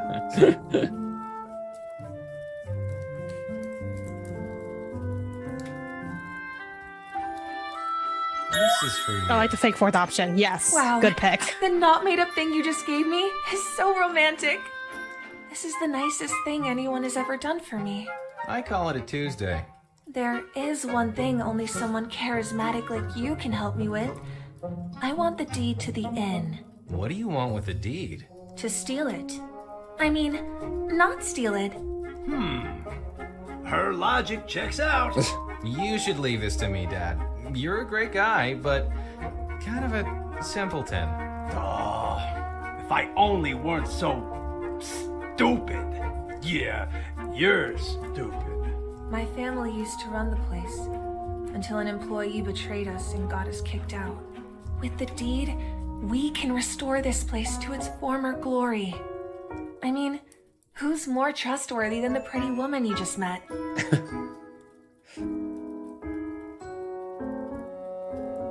My features are also quite Yes. appealing.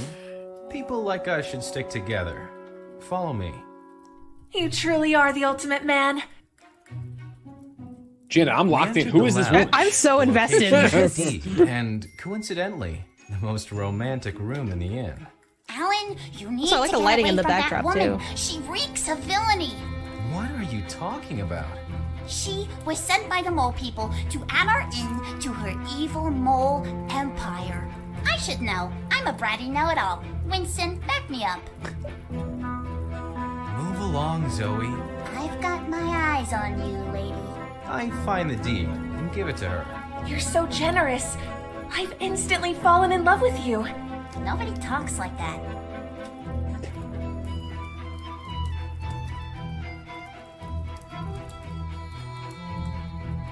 I've never met someone like you, Verity. You're almost as charming as me. We must be together. This is the happiest day of my life. Hey, it looks like she's trying to steal the deed. I'm gonna confront her with absolutely no proof or evidence whatsoever. No, wait! I'm sorry, son. I don't know any better! Dad, the candles! Everything was knocked over. Thanks to Dad's That's a lot of candles. stupidity, the inn was Well, it's always, going it's up always in George's flames fault. along with my He's the one dreams. doing this every time now.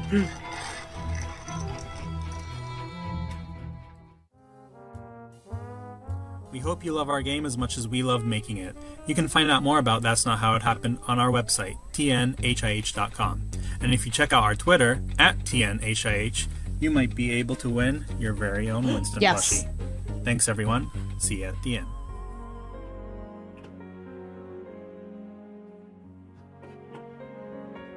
I am going straight to Twitter right now. I was to look thinking the into same how thing. Not Not to mention too, like, I don't know if those are gonna be mass produced like that. I Like, know, this right? is my only Yeah, way to get this plush. We actually have to get on top of this, everybody. We'll get to your stream in a second. USC Game Expo. You've heard it all before. All right. Well, it's not. We're okay. I see what to do. Okay, we'll do this after the fact. I won't lie, Janet. I was hoping they'd play through the whole game. Me too. Like I think that's, a good sign of like having a compelling idea, right? Because we got to that end and I'm like, oh, I really want to see that next perspective and just get the next piece of the puzzle, which, I imagine would be the same as we, booted up and started our own version of that. I'm also curious to see like how some of like the dialogue changes the flavor of it a bit. I was very invested. Yeah, that's great. That's not how it happened. You just saw it right there. Of course, there is one arm there to go through still, the point and click adventure, which I will be doing it. Of course, go to twitter.com TNHIH to learn how to win your own Winston, and of course follow the game. What I appreciate for us, they gave us the rundown of the features of the game. The developers listed the 4 features. Janet, play through 3 quirky characters, different perspectives of the same event. Great. Unravel the mystery on how the inn burned down. Of course, zany characters, and then the 4th feature, sandwich. So yep, the most important feature of all. I like that plays into as well, like with the last dialogue we saw, the 4th feature always being something kind of like quirky and weird and like punchy. Fits well. Well, Janet, the bar is high, but our next game is The Darkest Plague. The Darkest Plague is a surreal action-adventure game in a steampunk world. Play through the eyes of a plague doctor who tries to save people, but ends up falling into madness. Sounds like a tonal shift. Well, hello there. My name is Sebastian Baracaldo, and I'm the game director of The Darkest Plague, a steampunk action-adventure game with the themes of surrealism and madness. So how about we just take a look at the trailer? That was a good opening. When the plague hit, I was tasked to gather information alongside our military. I took it as an opportunity to further my medical knowledge. The soldiers did not share the same sentiments. I swore an oath to protect the well-being of our city. I knew they needed more than just my word. Even if I needed to go against orders. Oh wow. Oh wow. I like the moody storyboard and then the switch to the actual art style. I didn't see that coming. Seems like the whole military's happening. I tell you what, Janet, you give me a good scythe, we're gonna have a good time. I'm just here for like the floating objects. Like anything that gets a little bit surreal, I'm into it. I've never seen anything like this before. Is this real? So, what are your thoughts on the trailer? We really wanted to focus on 3 key aspects.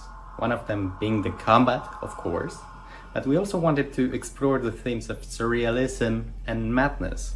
And so we're gonna see how we did that with the Doctor. A challenge we faced when creating the Doctor was keeping them morally grey as protagonists, but keeping them compelling at the same time. And seeing in the intro, there's a lot of character reveal. And when the Doctor is exposed to this gas, reality starts to shift. And we had to figure out a way to keep the Doctor thinking that they're still the good person doing the right thing, even when they're going out and slaying these diseased soldiers and civilians, thinking they're creatures trying to save Metropolis. And we ask ourselves, how much of the character's changes from the gas and how much has come from within? As for our main character, I wanted to synergize the steampunk and Plague Doctor aesthetic together. So I had the classic beaked mask and hood, and then also like the shoulder pads and then the leather straps, which are classic of a Plague Doctor. But I also kind of interweave the industrial copper and brass plating and tubing that is like kind of associated with steampunk stuff. And I also just wanted to make it seem a little bit more gritty since that's like the nature of our character. Modeling the Doctor was a really fun experience. I think one of the most fun times I had was just doing the research, gathering references, really trying to capture the look that the Darkest Plague was going for the character. And while working on the model, I would say the biggest challenge were just trying to get the proportions right to match the tone of the overall game, going from more cartoony, which was how I started, to more realistic. I know you want to see it in action, so let's take a look at this gameplay demo. Also good transition. When the plague hit, Yeah, I was 100%. tasked to gather information. And I love the alongside our military. vignette style, I took it like as an talking to everybody opportunity to specifically further my about what they did medical and how they did it. The soldiers did not share the same sentiments. I swore an oath to protect the well-being of our city. I knew they needed more than just my word. Even if I needed to go against orders. I'm not one to look for trouble. But on this day, trouble found me. As it does.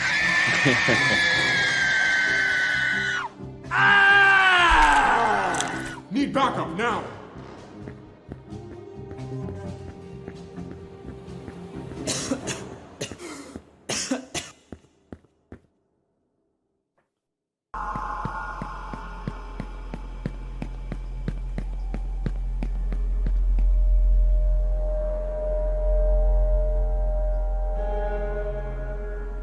I love the idea this Doctor is hopped up on Plague PCP, just taking down the military. It's like, I'm doing great.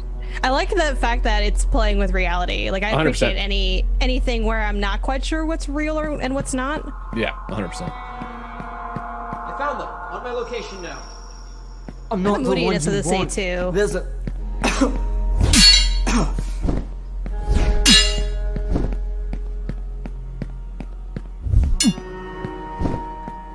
Getting that Souls-like combat in here, Janet. The dodge rolls. The getting classic roll, you're right. You're not wrong. Get a parry going. We're gonna have a The good stamina time. management. Well, let me just stand by this car really quick and see if I can Let me get it back crash. together. Let me crash. Get a breath. I'll be interested to see how many people they surround you with, or if it's always one-on-one. I'm here to help Metropolis. The targeting's nice, just to not have to like worry as much about the camera or to have the option to like change. sure. I mean, it's not like completely clear if that's what's going on here, but I like that it has that reticle It on the seems so. enemy. Yeah, I would think that seems like it's locked. I like how they drop too. They sort of just kind of like fold and collapse in on themselves. Are they even real, Janet? Right? Like, wouldn't that be what? Like, he just cut in. It's just someone walking down an empty street. He's just in that room seizing. He's just on the ground.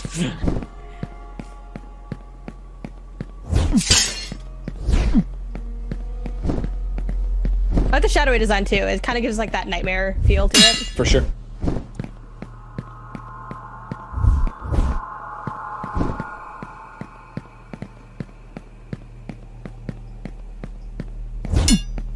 You already know I'm eyeing that stamina bar. I'm like, that's as soon as it, it right, depletes, right, I'm right. like, we've been there. Oof. I like that. To find a Finish way it. out of the city. Quit.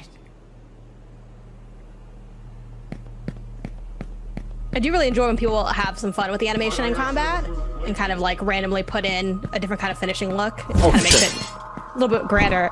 See, now there's a shield involved. This is where it gets too difficult for me to be. Well, I noticed on able that last enemy, cut that you enemy down parried if I have the to. actual protagonist, the doctor. I thought that was interesting. to-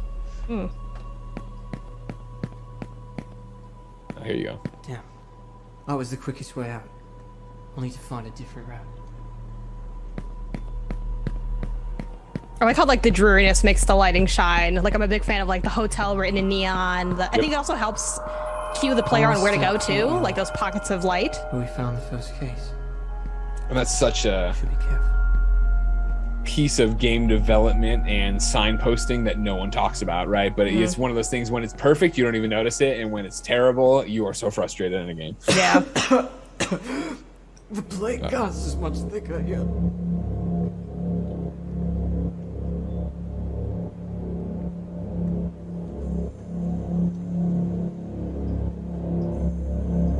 Again, yeah, you're talking about like a mood, right? And the way they're setting the scene here. You already mentioned the bloom of it, but even now making the gas thicker and having it be this wobbly vision. I wonder too if this is why, if that's tied to like the enemies being larger. You know, if we'll have sort of these different areas that will have almost like little biome pockets that'll have like Sure, different characteristics based on what's going on with the level of like hallucination or like blurring of realities. I do like that it also, you know, notes low stamina and big text because it's one of those things where you'll notice the slowdown, but it's nice to have it like in your face. Well, yeah, the amount of times I've played a game right and I go to the well to do a move and find out I'm out of stamina. It's,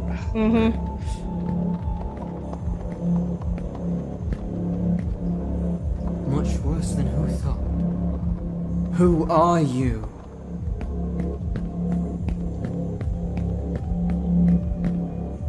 Here's more floating objects for you, Jan. Heck yeah.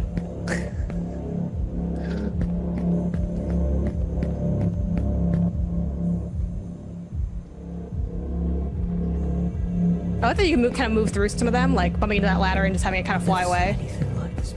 Yeah, like zero G.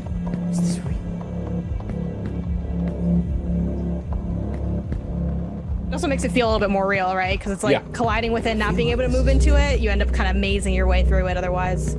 Which again, I think is super impressive for a student game. Like I would expect those not to move or not have physics attached to them. Yeah, I think it's one of those things too where like you can kind of be strategic about it. Like you don't need it at the one that's feet above your head, but the ones that you might collide into, you know, I wonder how much like testing went into that of figuring out where to pick your spots. The fog, you're talking about soul stuff. This is some straight Yeah, Elden you're Ring hitting right that, now. You're yeah. about to have a boss fight. When you put your hand up to that fog, it is on. Oh, yeah, that's a good little tease to lead it into. it was a good tease. That really had me. I was like, oh. I'm like, what's behind the fog? Good job, Sebastian. And I everybody. like the credits too. Look, we beat the game, so good job, Greg.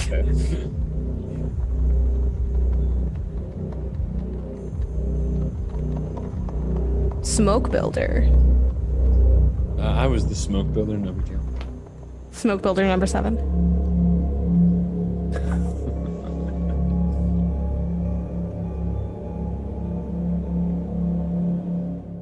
World building is really important for the Darkest Plague. We want this big contrast between a normal city and a dreamlike surreal. That was so scary, and they're like It very is so cheery. we Like, really hey. work hard into the visuals, the sound design, music, level design, narrative, and many more. So let's hear what the team has to say about that. So in designing the transition from realism into surrealism, we approached it with cutscenes and comparisons inside the level. In the beginning, the character sees this normal steampunk street as he progresses to the courtyard, and this courtyard functions as a transitioning point. And when he returns from the courtyard, all the objects on the street floats up and becomes interactable to represent the change to surrealism. And to make the transition more apparent, we also added a change in the music and post-processing effects. Okay, so when the guys told me about the concept of the game, they explained to me the idea they wanted to develop throughout of it, both with the looming danger inside and outside of the mind of the character, and I really tried to portray that feeling of helplessness, using like very very dark Locrian mode progression, and a lot of ambience and whatnot. There is a stress to it, you know. Oh my god, totally. The goal was to Like a use sound heaviness. to showcase the character's mind as you progress through the journey and kind of get into what he's thinking. I don't want to spoil too much, but as you progress through the game, you'll notice these subtle differences in sound and other characters' voices that make the game more interesting. I would definitely recommend playing it with headphones. When designing the combat system for the Darkest Plague, one of the main challenges was keeping balance. Every tiny little detail we changed would alter how the player would dance with the enemies. Going forward, we really want to blur the lines of reality, and as the demo ends, we're standing in front of these large foggy doors, and as we go through them, we're going to get one step closer to finding out the origins of this plague gas, but we're also going to get deeper and deeper into this surreal world and really question what's real and what's not as we continue our journey. Show it to us! And hopefully save Metropolis once and for all. Thank you for joining us today. We hope you enjoyed the Darkest Plague. Please stay tuned for more awesome games. Damn. Another one, Janet. Just leaving us hanging. Yeah, they're doing a good job with the teases. They are, yeah. I guess this may encourages you to go find out, ladies and gentlemen, more about The Darkest Plague. Of course, coming to PC. Noted it played best with controllers, so be ready for that. For features, they wrote down action combat using a scythe. Hell yeah. Steampunk aesthetics, surreal environments, and an unfolding narrative through the gameplay. We saw just a taste of that, but I am interested to know, how much crazier can it get? They're talking about we're going always through here for that narrative. Of course, you know that. You know we're here for the narrative. That's what we do, Janet, you and me. I'm kind of funny. You know that. But yeah, excited to see where that one goes. But Janet, speaking of narrative, I think this next one might be up our alley, all right? It's called Skin Deep. The overview is this. You play as Kira, a young Irish-Korean girl growing up in suburban America with 2 loving parents, lots of Legos, and a loyal cat companion. As she journeys through the pains of adolescence with flirting, bullying, snacks, friends, and loss, the game tries to reckon with Kira's past in order to move on to her future. I can already tell you I'm in. Sign me up. I was sold at the Lego. I was more sold at the cat. Like, I'm ready to go. Let's go. Let's see what Skin Deep's all about.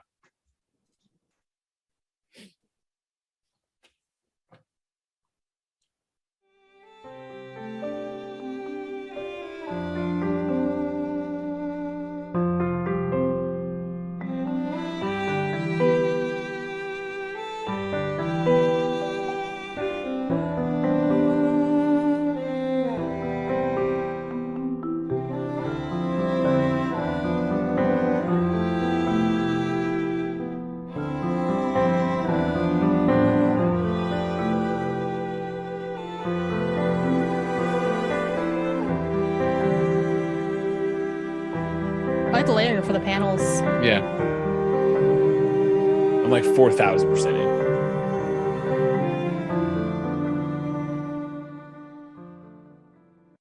in. Hi, my name is Abby Sherlock, and I'm a graduate student here at USC and the director of Skin Deep. Before we get started with showing off the game any further, I want to give a content advisory for topics and displays of eating disorders and disordered eating. If you think this sort of thing might be triggering, take a break from the stream and come back in around 10 minutes. This project was advised by the UC San Diego Eating Disorder Clinic, and they were kind enough to give us a wealth of resources and externally vetted organizations that will be posted in chat that you can check out if you are so inclined. We'll miss you, but we want you to be safe, and please take care of yourself. Skin Deep is an interactive 2D graphic novel dealing with body image, loss, and cats. This past year, I got to work with a team of 16 game developers, spanning programmers, artists, composers, and producers to bring this comic to life. Within the space of 2000's Americana, Kira, our game's protagonist, grows up with loving friends, a dad who makes a lot of dad jokes, and a dog-like cat companion. We follow her from school home, and even from within her own internal psyche, as we journey through the highs and lows of that awkward time from childhood, tween, to teen, and then adult, through the eyes of her loyal cat. Skin Deep was inspired by Studio Ghibli heroines, Pixar short films, and our team's overall mission of creating a project that speaks to topics unspoken in our society and communities, especially within games. Skin Deep is available on PC and Mac and on your own internet browser, and we invite you to play at home after today's stream. Follow along on our Twitter to see our website and check out our fully orchestrated album live, now on Spotify and other music streaming platforms, to keep up with project updates. If one person in the audience That's really cool. has a new I was gonna say this is a full pronged attack. and This their is what you're getting at struggles, then USC. we as a team have done our job. Have a wonderful rest of your USC Games Expo, and as always, fight on.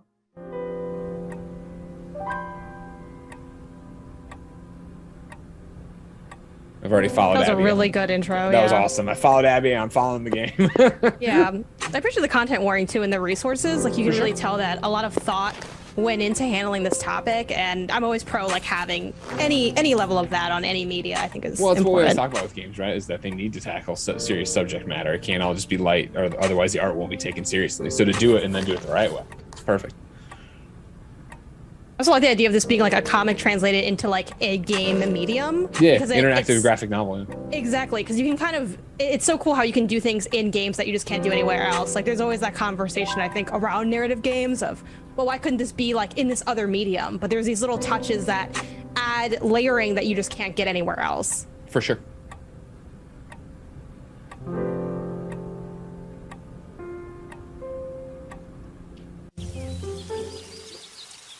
And have the score up on Spotify. Awesome. Yeah. Getting big Florence vibes, and I'm all about that. I thought of that game too, as well, just because of like the paneling and the puzzle pieces and the sliding kind of mechanic. Yeah. I like the idea of at least part of the story being seen through the cat's eyes. Yeah. Or there's always kind of that question of like, what perspective am I really looking through? And I think that's interesting.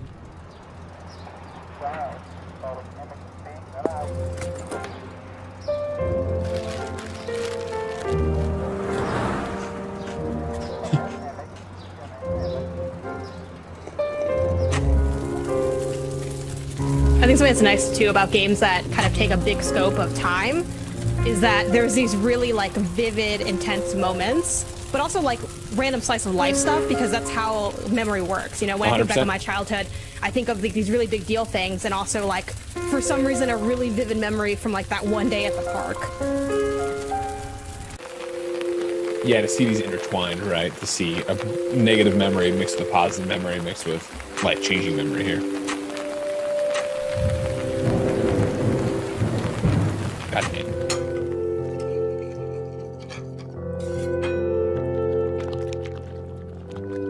I don't mind, but I hope it's not because you're still mad about not having a tail. Get it through your head, Frank! I don't want a tail! There we go.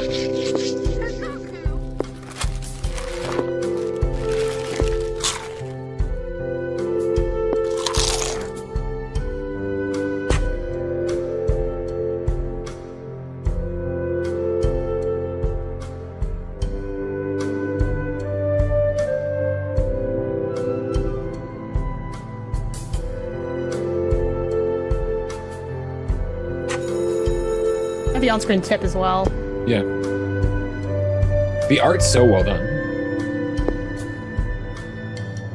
I'm also showing everyone my cat all the time, so I find this really cool. Even though I'm Right up 28 your and alley. not a child, as this kid is.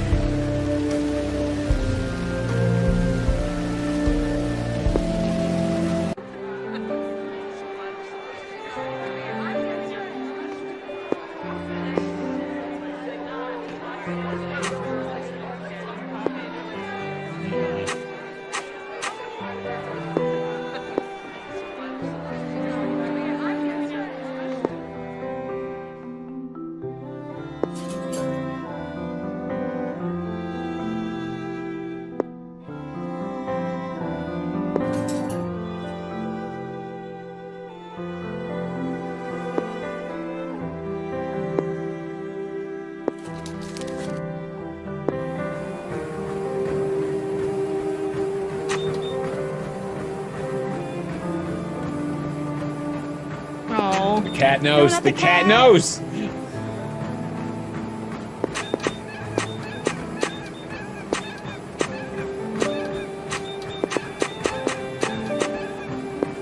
Oh, the sad meows.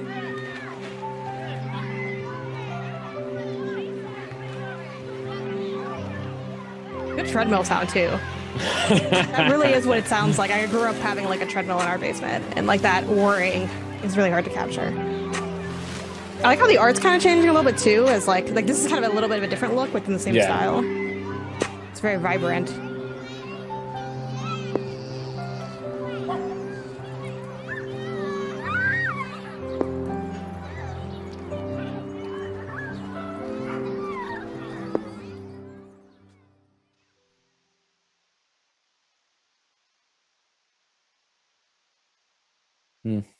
That's a great move. I like the skip options. Yeah.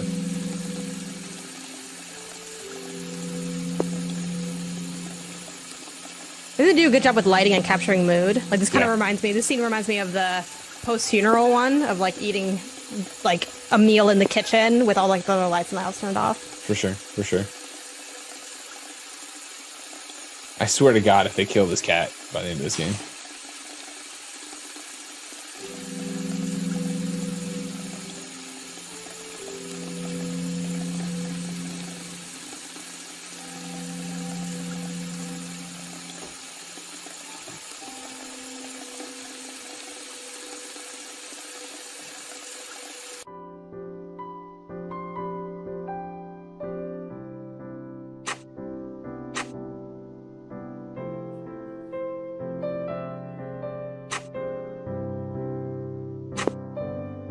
Oh, as they bring it back to where we were before. Yeah.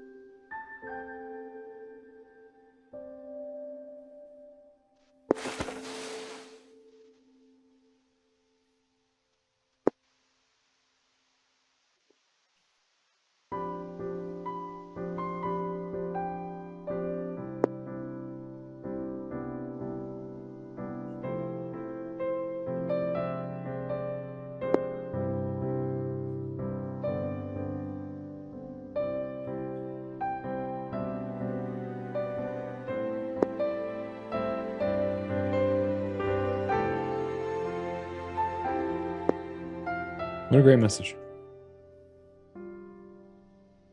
About the cat's involvement. It needs more cat.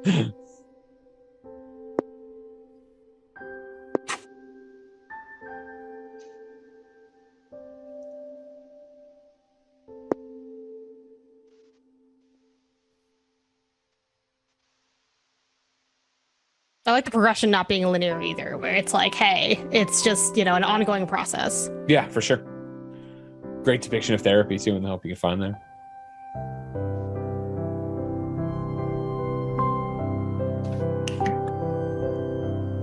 That one got me. I got teared up.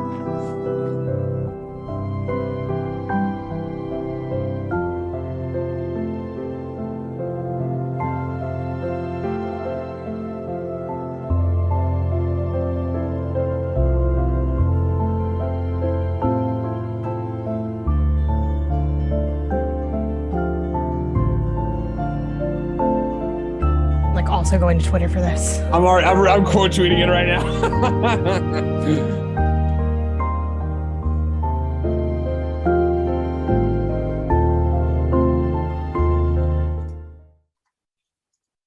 And they upload this soundtrack to everywhere. I like the live orchestra element of it too. I mean, again, and there's the cat.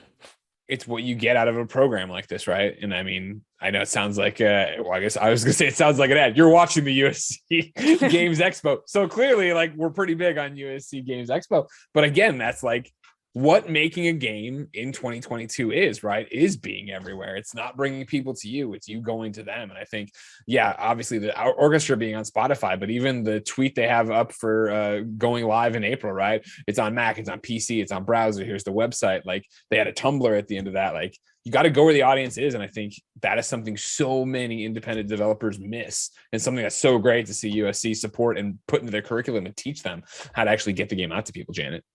Yeah, like at the end of the day, like I always talk about how my game of the year is always biased in that I did not play every game that came out this year because time is not limitless. But that's why it's so much more important to be able to get on people's radar and kind of break through all that noise. Because it's awesome for us as players to have so many options out there, but for like developers really trying to get people to get their hands on their project, those are the things that make the difference. Because we're always looking for new stuff. So to have more ways for us to come across it, the more the better.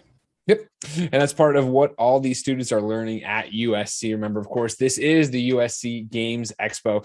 There have been a whole bunch of games you've seen today, but more importantly, this is the 6th annual Expo. And there's been a whole bunch of alumni you might know out there. There are currently 925, probably more than 925 USC Games alumni. The program's only been around for 5 years, and you can do a quick Google to see all sorts of alumni out there doing awesome things and making the games you probably already are playing and love, or having something involved with it. And again, this is your chance to get on the ground floor for something like Skin Deep, which again, you can go check out twitter.com/skindeepthesis if you want to know more and get copy of the game, because it is free. You can jump right in there and then obviously go find the Spotify soundtrack and everything else.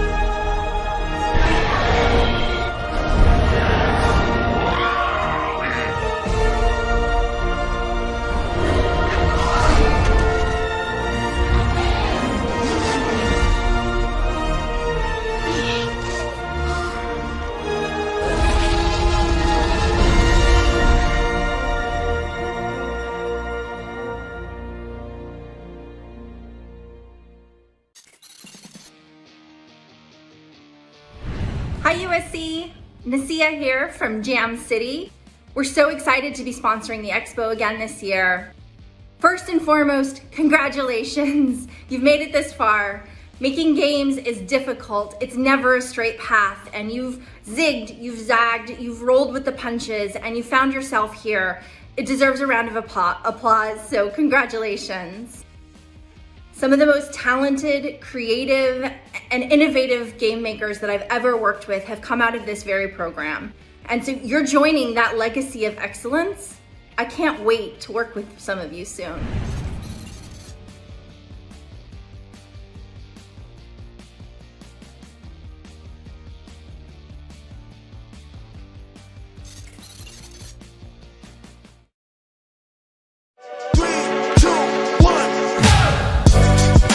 I think what I love about Jam City is it's a perfect balance between creativity and technology, and it's currently just in its infancy. NFT-based play-to-earn games are the future of mobile gaming. People feel like they're not just visiting a game, but they can buy or sell. The work you've put in is worth something. Our blockchain gaming division will lead and develop games in the ever-growing Web3 development community.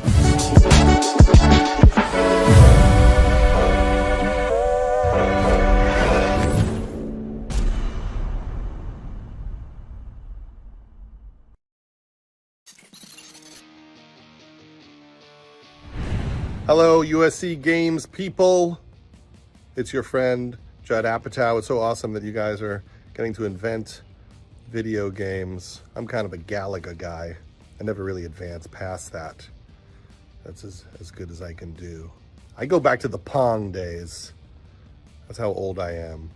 But it's great that you have this expo online of all your work. Congratulations. It's amazing that you can do that. I will be a consumer for all of your work here in my home where I guess I'm not allowed to leave. So I need you more than ever. It's awesome you're at USC learning all this stuff. They didn't have stuff like that when I went to USC. They didn't have a class teaching us how to create our own space invaders. Is it Spaced Invaders? Space Invaders? Spaced? Did I make a movie called Spaced Invaders? No, that was Pineapple Express.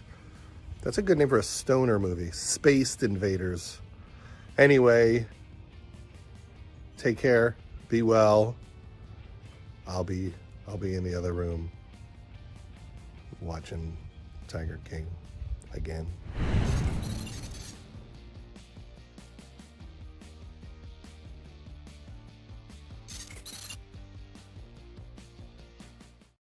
It's time to move on to our next entry. Today, we're going to look at Sky Lost. This is described as a 3D exploration and crafting game where you climb through dangerous floating islands in search of your lost love, Amelia. Let's check it out. Hello, my name is Charlie Anderson, and I am the director of Sky Lost. Sky Lost is a 3D exploration and crafting game where you climb through dangerous floating islands in search of your lost love, Amelia. You will brave wild sky beasts, craft gadgets, and uncover the secrets of this world. Today, my incredible team and I are going to show you what we've been working on for over the last year. Thank you so much for tuning in, and let's play that trailer. I already said that, sorry. My love, come with me to explore the spire.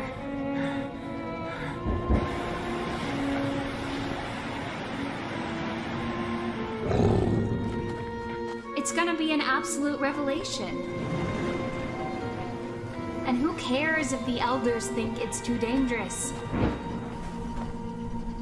First person. Our people are gonna be blown away with the Like now it's scary. Nope. now you're out. Toggle to third. Toggle to third. It'll be the journey of a lifetime. It can't possibly go wrong, right?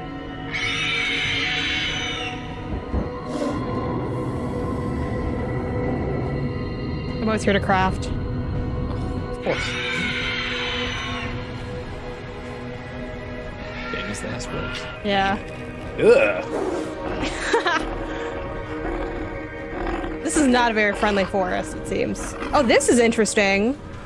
Clear the fog with the protective. Yeah. Oh, Spider-Man.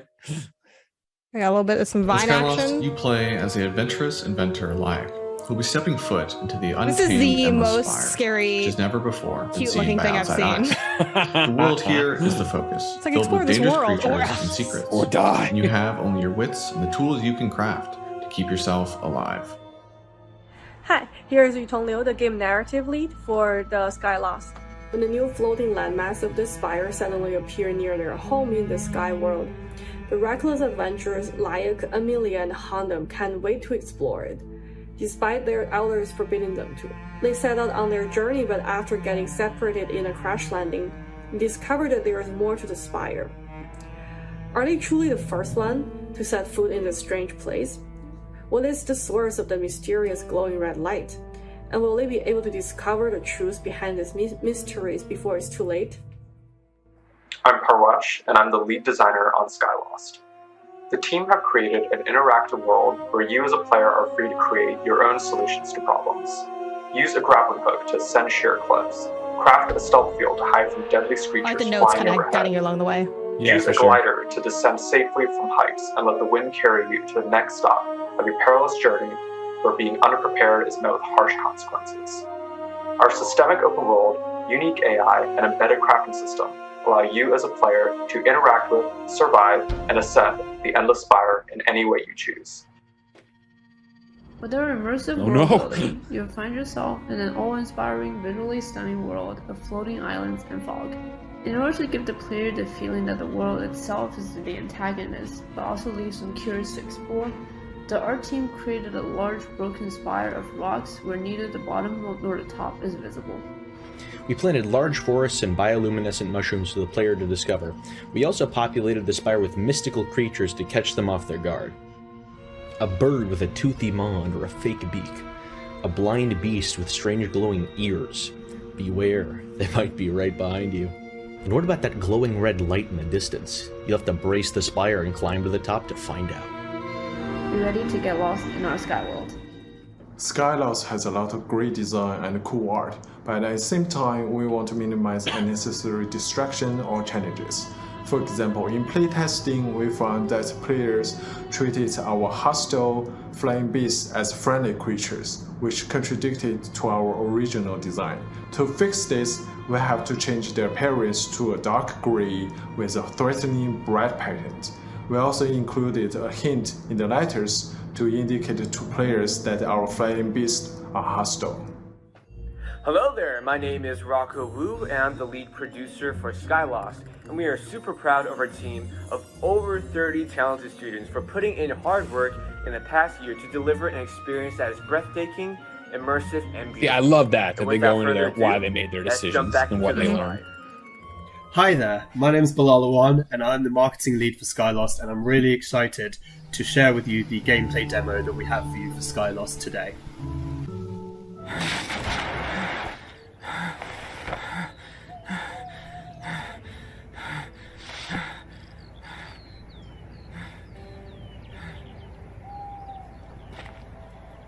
Hi, love. I know. Again, how cool is it they have like the marketing lead? You know what I mean? Like it's literally everything about creating a game that you get USC. Yeah, I think it also shows just how like different teams can be built out. Like they have so many teams of different sizes with different roles and people taking on like different elements.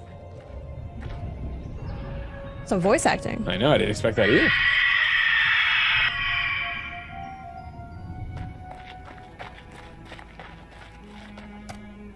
We picked up a vine there. That probably will come in useful later, so we'll just hold on to that for now. And then we can see that in our inventory.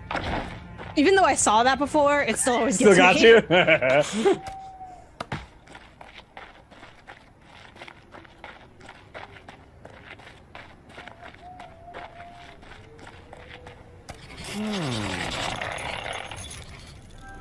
Looks like we've just discovered our first recipe, which is for the grappling hook. Looks like we need some more materials, so we'll just collect those, and then we'll be able to craft the grappling hook, demo, which I think those we'll are be always able to kind of use useful to see, scale like, this cliff. what are these first moments like? For sure.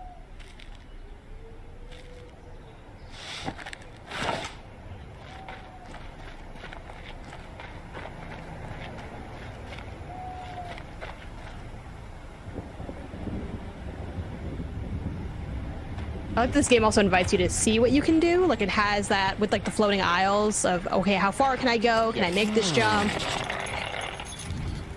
Looks like we've just found another recipe, so we'll collect this herb and then we'll see what that is. Yeah, I like that. You know, obviously, looks like it's for an craft more. You get new recipes. You move on. You can get to different areas, right? And so you always have that as you play through these initial moments. You see something off in the distance. How do I eventually get there?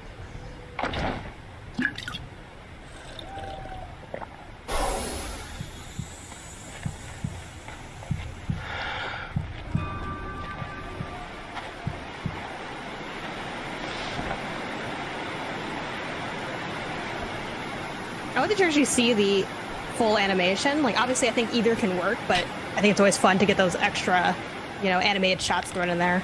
For sure, for sure.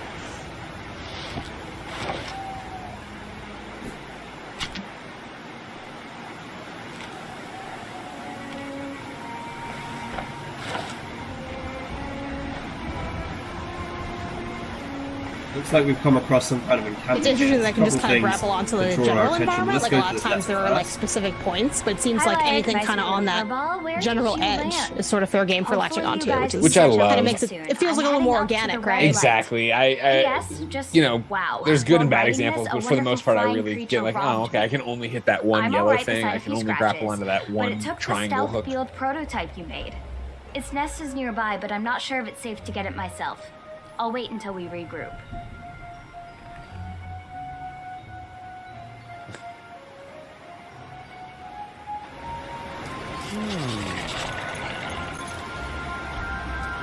So it looks like we've got the glider base there, and it looks like we've got the recipe for So the a big glider fan of as well. colored So we can text. start crafting that. I'm like, materials. Signposting. Collect those. Yeah, I'm like, what if I didn't really have to fully read? So it has like 3 ways to get the information. You can read it, you can glance at the text, or you can hear the audio. Yeah, yep.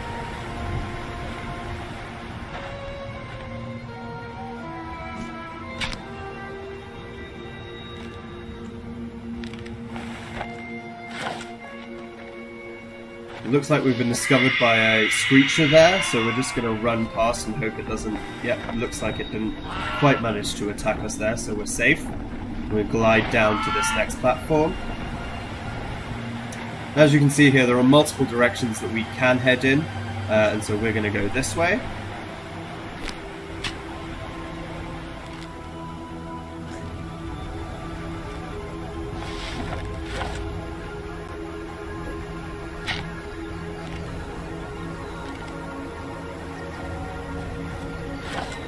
That's really fascinating. Again, with the multiple directions, do whatever you want, which way do you want to go, figure it out. You figure, again, you want to talk about making a game on hard mode, though, not knowing where the player is going to go and what they're going to want to do.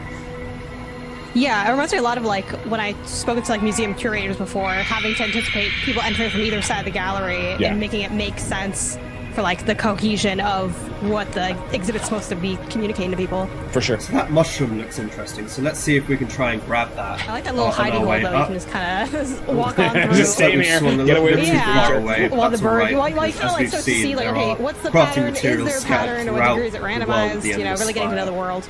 Looks like there's a screecher overhead there, so we're just going to wait for him to fly past before we try running up. That's great, and we see another mushroom there, so we can collect that before going on to get the recipe. Looks like we've been attacked, but that's okay. We were on full health from the aid pack that we took earlier, and now we can use our glider to make a quick escape. And now's a great time to open up our inventory and take a look at what materials we need to craft the stealth field. And so we're going to use an advanced maneuver to get to this island here, where we go from the glider to the grappling hook. That's something we left for the players to discover, so that they could get the experience of feeling like the rugged adventurer that we really want them to have. Now that we've collected the materials, we can go ahead and craft the stealth field, which should come in handy when going to that foggy area over there.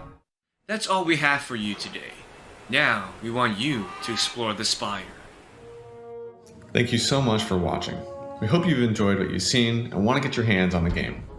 If you do, you can find Skylost at the itch.io link below. Happy gaming, and best of luck in the Endless Spire. Oh, scan! Shoot. I didn't get the phone out in time. I'm going to have to hit the QR code. Rewatch it to get the QR code. That looked great. Yeah, they're really leaning into the sim elements of the vertical traversal in like to a kind of extreme degree, right? Which I think is nice. It kind of gives it that unique identity of, hey, this is like climbing in a way that feels very natural and organic, to the point where the swing can stop you from like grabbing onto things. I really like that. I like that in their official demo, right? Well, we didn't hook at the right place to get the mushroom. So you can, like, that's really smart, or not smart, but like, that's really cool that like, that is how dynamic the world that they've created is, that even them during their demo are going to be like, well, we didn't hit this one time, but we know where to go get another one. Very good. Very good. I like that. It's been interesting, the diversity in the games we've seen today, Janet. USC Games Expo has so many different creators in it, so many different students now making their stuff, but the fact that none of them have looked or felt it like, and that one is such a survival crafting, let's get out there and explore, like, hell yeah. I'm getting emotional whiplash. Like, I'm crying, I'm laughing, like I'm scared, but then I'm like also intrigued. Like, it's really hitting a lot of different beats. And yeah, I'm really enjoying the stuff we're seeing so far. Well, we got 2 games left, and you mentioned being scared. Impasto is the next one, and it is out to get you. Impasto is a first-person exploration and story-focused adventure game with horror and stealth elements that invites players to step inside the dark imagination of one of history's greatest artists, the Spanish painter, Francisco Goya. Let's take a look. To my dear Mariano, I hope you understand why I cannot bear to remain in that house.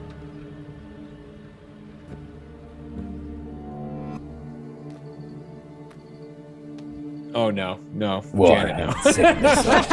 It like hits all the beats, right? First person scary painting.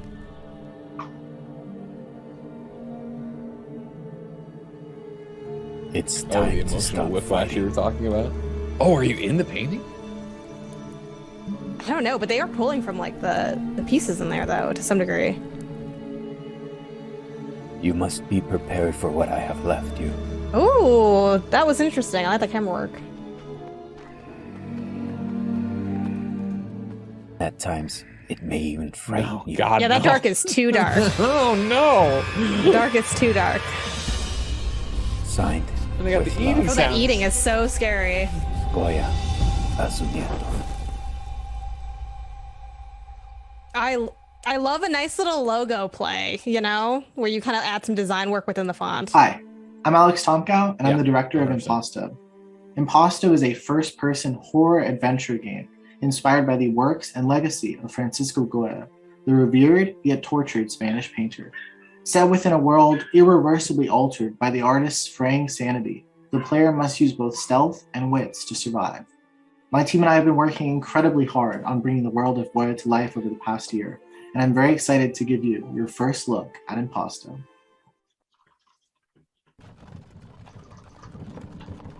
I don't know, Janet. I like a scary game, but I don't know about this one. I like that it's pulling in from the artistry, though. Yeah. I think that's going to be kind of cool.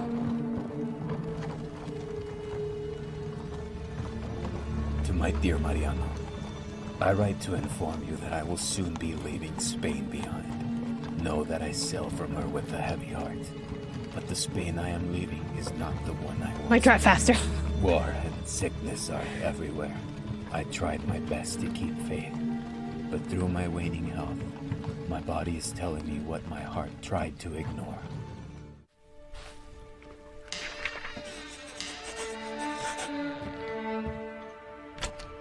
Also, potentially some voice stuff going on here, at least in that intro piece. For sure. Again, I like the clarity of just like, door is locked. You do hear it, but having that extra bit is good.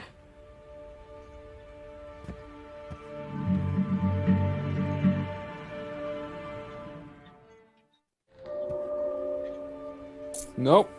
Stay away from that. Don't look at that. The musical cue, too. I'm like, it's probably where I need to go, but not where I want to go. I like that you can see your bag for your like inventory. For sure. It's definitely like giving some like classic hallmarks of the bit of horror that I have endured. I mean, that's the thing is, you know, Janet, better than most. You have to listen to me talk about games all the time. You know that I love horror games, and I've played a lot of horror games. And what I'm immediately struck by is how good this looks.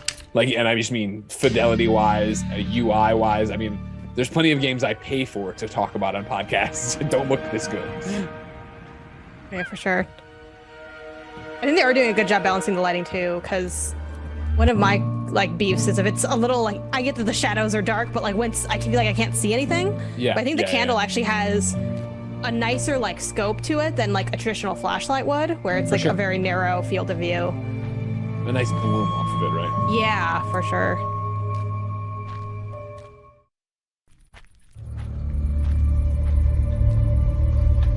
I'm just like waiting if there's gonna be I know like, what's you know, gonna a happen. jump scare or something. There's like a face right there. Don't like that.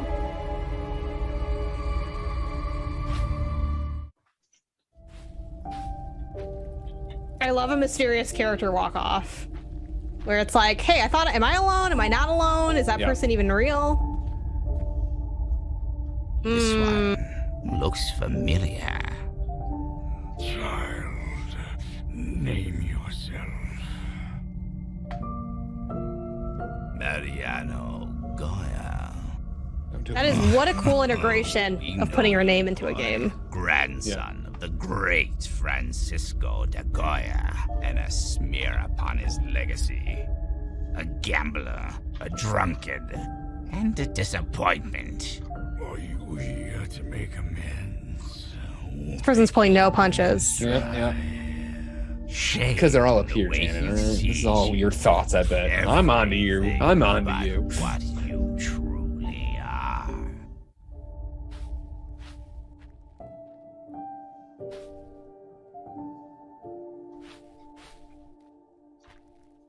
It was that person again. Our hat friend. I don't know if he's going to be our friend, Janet.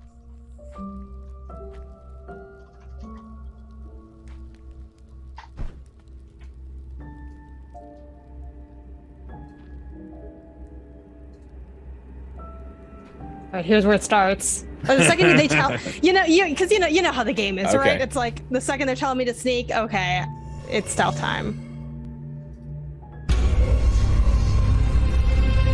Stealth in horror has to be some of the most intense stealth of all And they got time. That sound cue of you being recognized. Let me play you a song from her past. It'd do you more good to hear for yourself.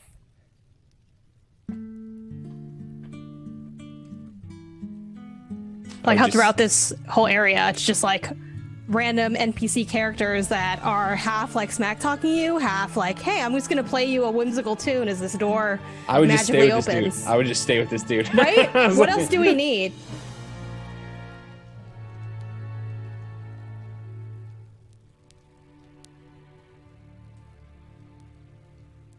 Unfortunately, I know only fragments, and the rest is lost upon sheets scattered throughout the town. You would truly offer me aid. Thank you. I feel like you don't see as much with side questing in horror games, so it's kind of nice they have that horror in games here. Especially first-person horror games tend to be so lonely. They tend to be, you're in a haunted house, something horrible's happened, things happen off screen, you get lots of notes. The fact that there's enemies here, and then NPC characters that are like, hey, for you to progress through that door, you need to find my music and get back to me. That's great. And then you got to go hide from these guys because you don't want to screw with them.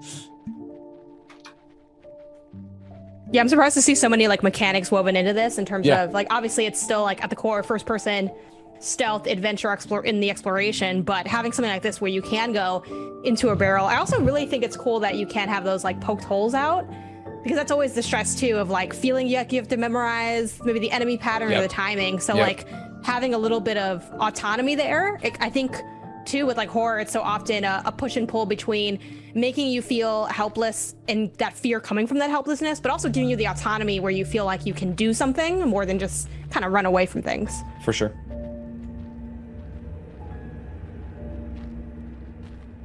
Nothing like being underground, looking up through a sewer grate. We've How all many been there. grates have we looked up through, do you think? Hundreds, thousands, maybe. Oh, the lean too. The lean is a classic thing. Yeah. The lean always scares me because even though I know they can't see me when I lean, I'm like, can they? Like, it's, and I hate having to find out. Like, learning that mechanic in a game of like, what does that mean to you? What in this world, what does the lean mean? What can I get away with here? And like, there's always only one way to find out, which is to do it. But I'm like, what if I didn't? Just play the whole game like doing that. What if someone just, what if I strafe. just never try? Just will myself through it.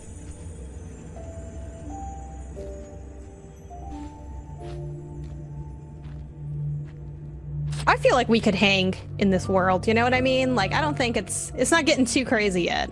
Yeah, that's the main key to it. My back would hurt so much from crouching all day. Crouch walking behind everything. I really like when horror games do this, though, personally. Like, I'm someone that is, as I say that, someone's going to kill us, but I'm someone that's a little bit more skittish. So I don't do a lot of horror games, but I like the sim elements that horror games do have, and that's sort of been my entry point into that genre. For sure. It's like, hey, maybe we're going to die, but also, like, what if we followed this magical page or whatever have you, and just kind of hang out in a creepy world as we, like, do very sim-like. I marvel so much at the art style for this, of being inside the painting or having at least pieces of the painting pulled out to be part of the world. I really like that.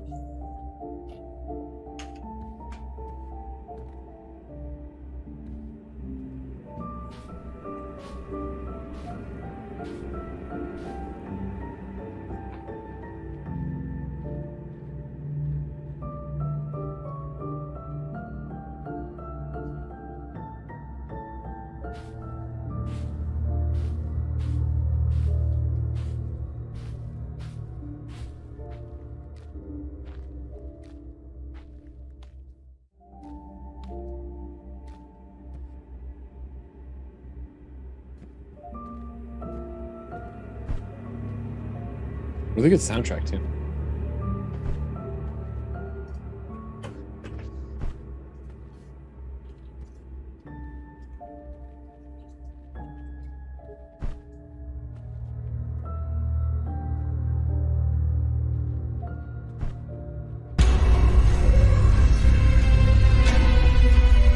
God, no thank you. But again, great cue music there of it coming after you. But then the run is on. Janet's so scared she just left, by the way. I don't know if anyone noticed. She had enough and she peaced out. She's like, this game's terrifying. Oh, falling platforms too now.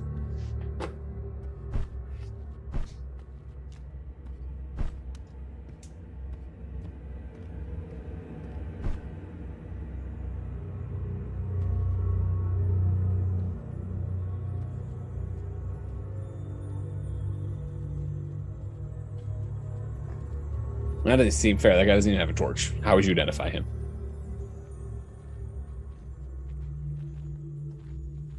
Oh, you.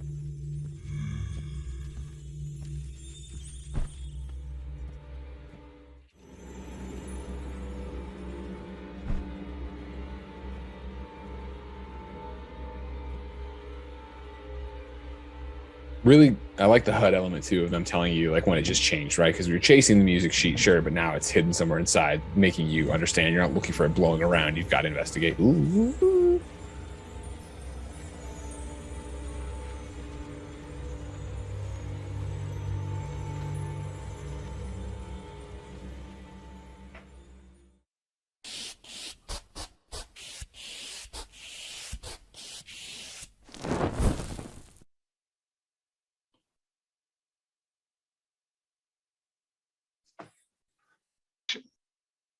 So that was Impasto. So scary, Janet left the call.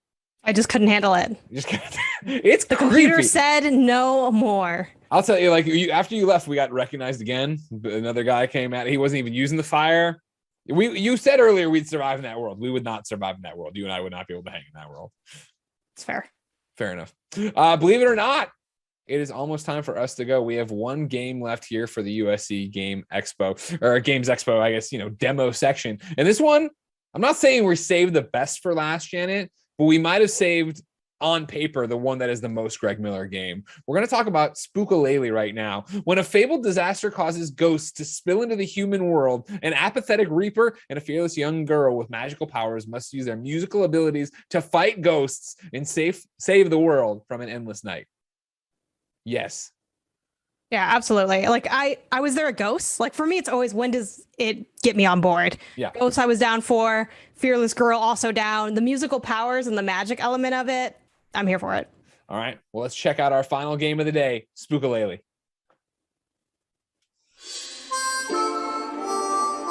Hello? Is anyone there?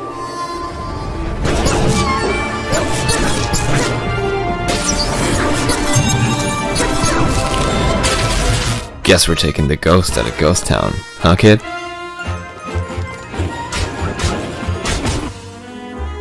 I've always wanted to visit New Orleans, but not like this.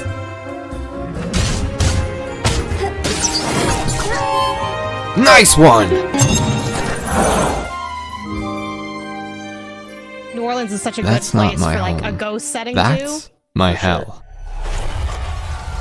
Hey, Jim and Kevin, can we get a pause for a second? Is it Awesome. This one's incredibly loud, Jen? Come get it stuff.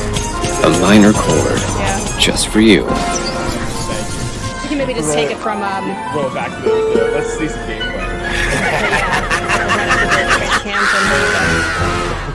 New Orleans is such a good. Hi, I'm Shehan Ahmed, Creative Director of Spookalele. And I'm Weston Bogettis, the Executive Producer.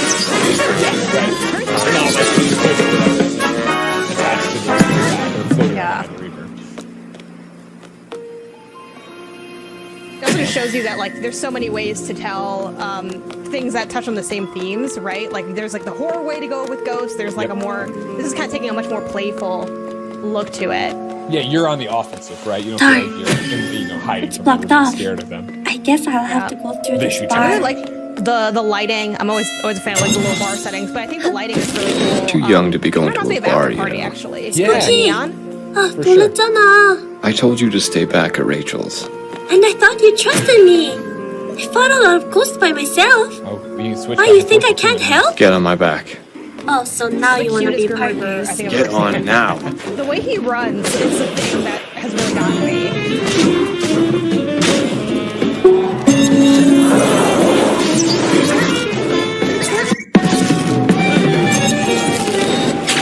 I think too, it's like an interesting take on like mounted combat. Like this is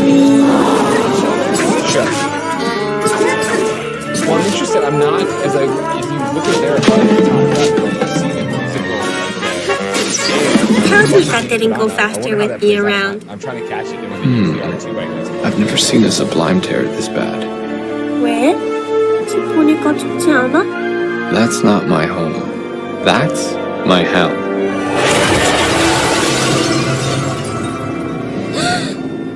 Awesome! Boss fight. Tall too.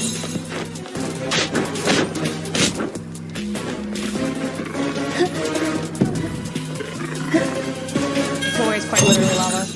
I'm not leaving without those instruments.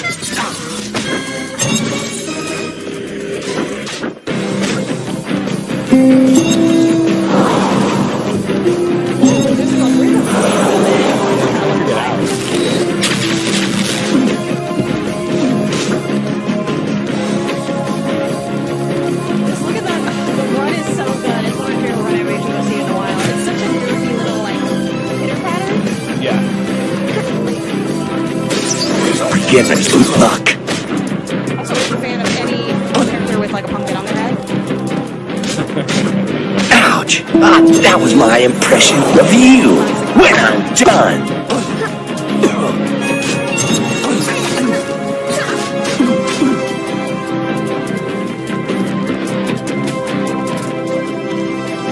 All right, you guys are lame. I'm out of here.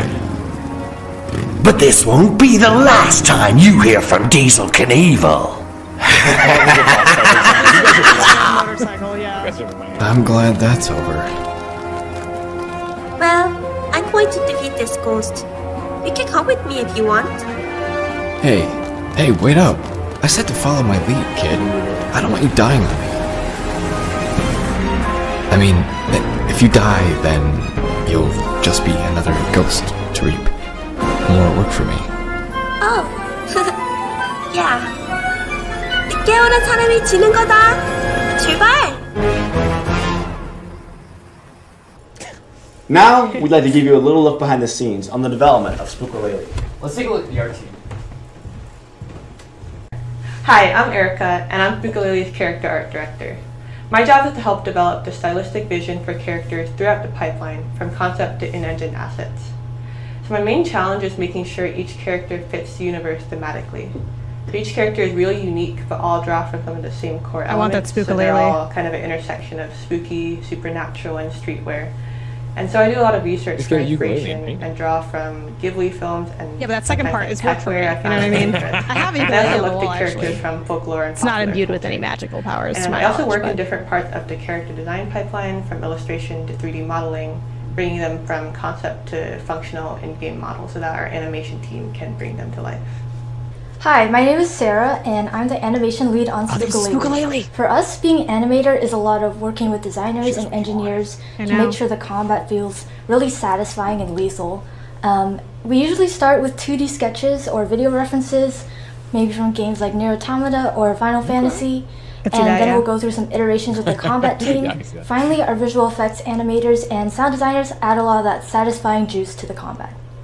Hi, I'm Katie. I'm the environment art director for Spookalele, which means that I worked mainly on the visual direction of the I love their game. backdrops. So I was in charge of making New Orleans look like this ghostly, apocalyptic, and abandoned place, and really defining how we incorporate weird, supernatural, warped elements. Some beautiful concept art. And other little spooky elements like Yeah, screen 100%. lights or abandoned buildings. So I worked with the design team to lead players in certain directions in the world and improve the visual clarity so that players feel fulfilled and never lost on their Such a key adventure component of through games. Yep. That's what we were just talking about. So, some additional things I'd like to say.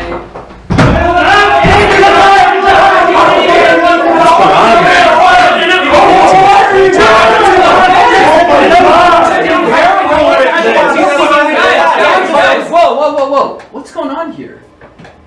Design. This is very cute.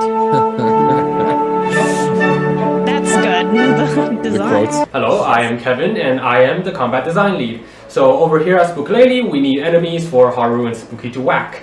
So what we kind of decided is like every single enemy should have different approaches to them. So let's say, for example, Van Gogh has a face shield, and what you have to do is go behind it and hit its butt cheeks. And stuff like the boss like Diesel, which, play notes, and then just like you, and you have to respond to that. And so each enemy is a different threat altogether, and you kind of have to consider how each of them act.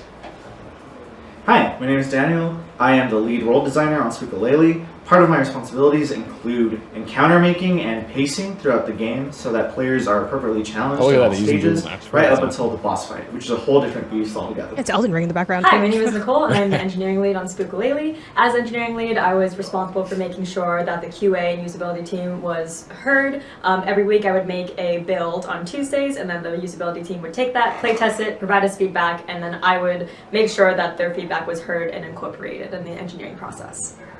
The key part of the team. Hi, I'm Cameron, technical combat designer on Spookalele. Now, Spookalele is all about casting spells. How do you cast spells? I'm glad you asked. In order to cast spells, you need to play notes. Every sequence of 2 notes is a unique melody, and the melody you play determines the spell you cast. Are notes enough? I'm glad you asked. No, they're not, because you also need mana. Every spell cast consumes mana. Now, how do you collect mana? I'm glad you asked. In order to collect mana, you need to do basic attacks on enemies by hitting them with your sword. But hold on a second, isn't it kind of labor intensive to play notes and do basic attacks? I'm glad you asked. That's why we came up with specials, which is a special action you could do. If you hit an enemy with a sword and play a note right after, you'll do a special move like knocking the enemy up in the air or dragging them down to the ground. And in this way, you can totally streamline your ghost killing activities. If you make use of notes and basic attacks and specials and spells all like a master, you'll become the greatest Spookalele player of all time! It's like Cameron has too much energy, but I like it. I think it's got a little crazy in there. Greg Miller telling you Now, too much let's go energy. talk to some of the more calm members of our team. Hey, I'm Mitchell, the narrative lead of Spookalele, and I had an absolute blast working on this game, although it was certainly tricky at times. The members of the narrative team and I worked tirelessly to craft natural, revealing dialogue that avoids excessive exposition. We were also given the opportunity to brainstorm ideas for environmental storytelling in an effort to craft the spooky world of New Orleans. Hi, I'm Jacob Ruttenberg, and I'm the audio lead on Spookalele. Our game features 2 characters and their instruments. Haru plays a harmonica, and Spooky plays a ukulele. We actually had the opportunity to record with professional musicians who recorded these instruments live for us. And with our amazing jazz music made by our composer, Alex Kapp, we can really immerse the player in New Orleans. Hello, my name's Aiden Ecker, and I go to Cal State Fullerton. My favorite asset I worked on. This is the USC thing, excuse me. All right, we're not talking about Cal State Fullerton right now. We'll edit it in post. And it was I a like that good too, right? Like that kind of cross development across teams. For sure. To see more about Spookalele, check us out on uscgamesexpo.com. And be sure to follow us on TikTok, Instagram, and Twitter. Oh, they got the TikTok? Honestly, oh God, what more is y'all Cameron need to be doing on the TikTok. Play the game.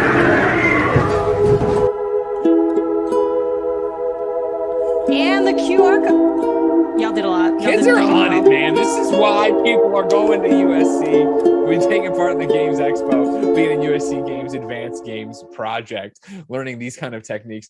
Man, you want to talk about a game with characters? Spookalele's it, Janet. Yeah, I'm here for the piggyback combat is really what I am most into. I think it's both cute and functional, which is probably one of my favorite combinations in gaming. Yeah, for sure. And I like it. Like you were talking about how cute Spooky is, how cute they are together, being on top of each other. They're having a sword, having ukulele, having a harmonica. And then, yeah, using those specials as Cameron was ranting and pounding on the whiteboard. Very interesting. I can't wait to play that. And ladies and gentlemen, those are your 6 demos from this year's crop of USC Games Expo's entrance. Of course, this stream is not ending. Just myself and Janet, we got to go and play all of these games and follow them all on Twitter and get on the TikToks and have a great time. But Janet, did you have fun today? Yeah, absolutely. What would you say is, if you had to pick one, what would be your number one game from the selection? I think, and I'll pick a different one just so that we don't cheat. So I'm about to do the thing you get mad at me all the time on our podcast for, where I do an honorable mention. Skin Deep is the one that I was the most enamored with, but I kind of feel like cheating because we saw it all the way through to the end. You know what I mean? Yeah. Like I want to double back and play another game, but I don't want to say it and then steal it for you. But so what is yours? What is yours? I feel like it's, again, is it recency bias to say Spookalele? Like, I think it was very up my avenue in terms of hitting all the beats that I look for.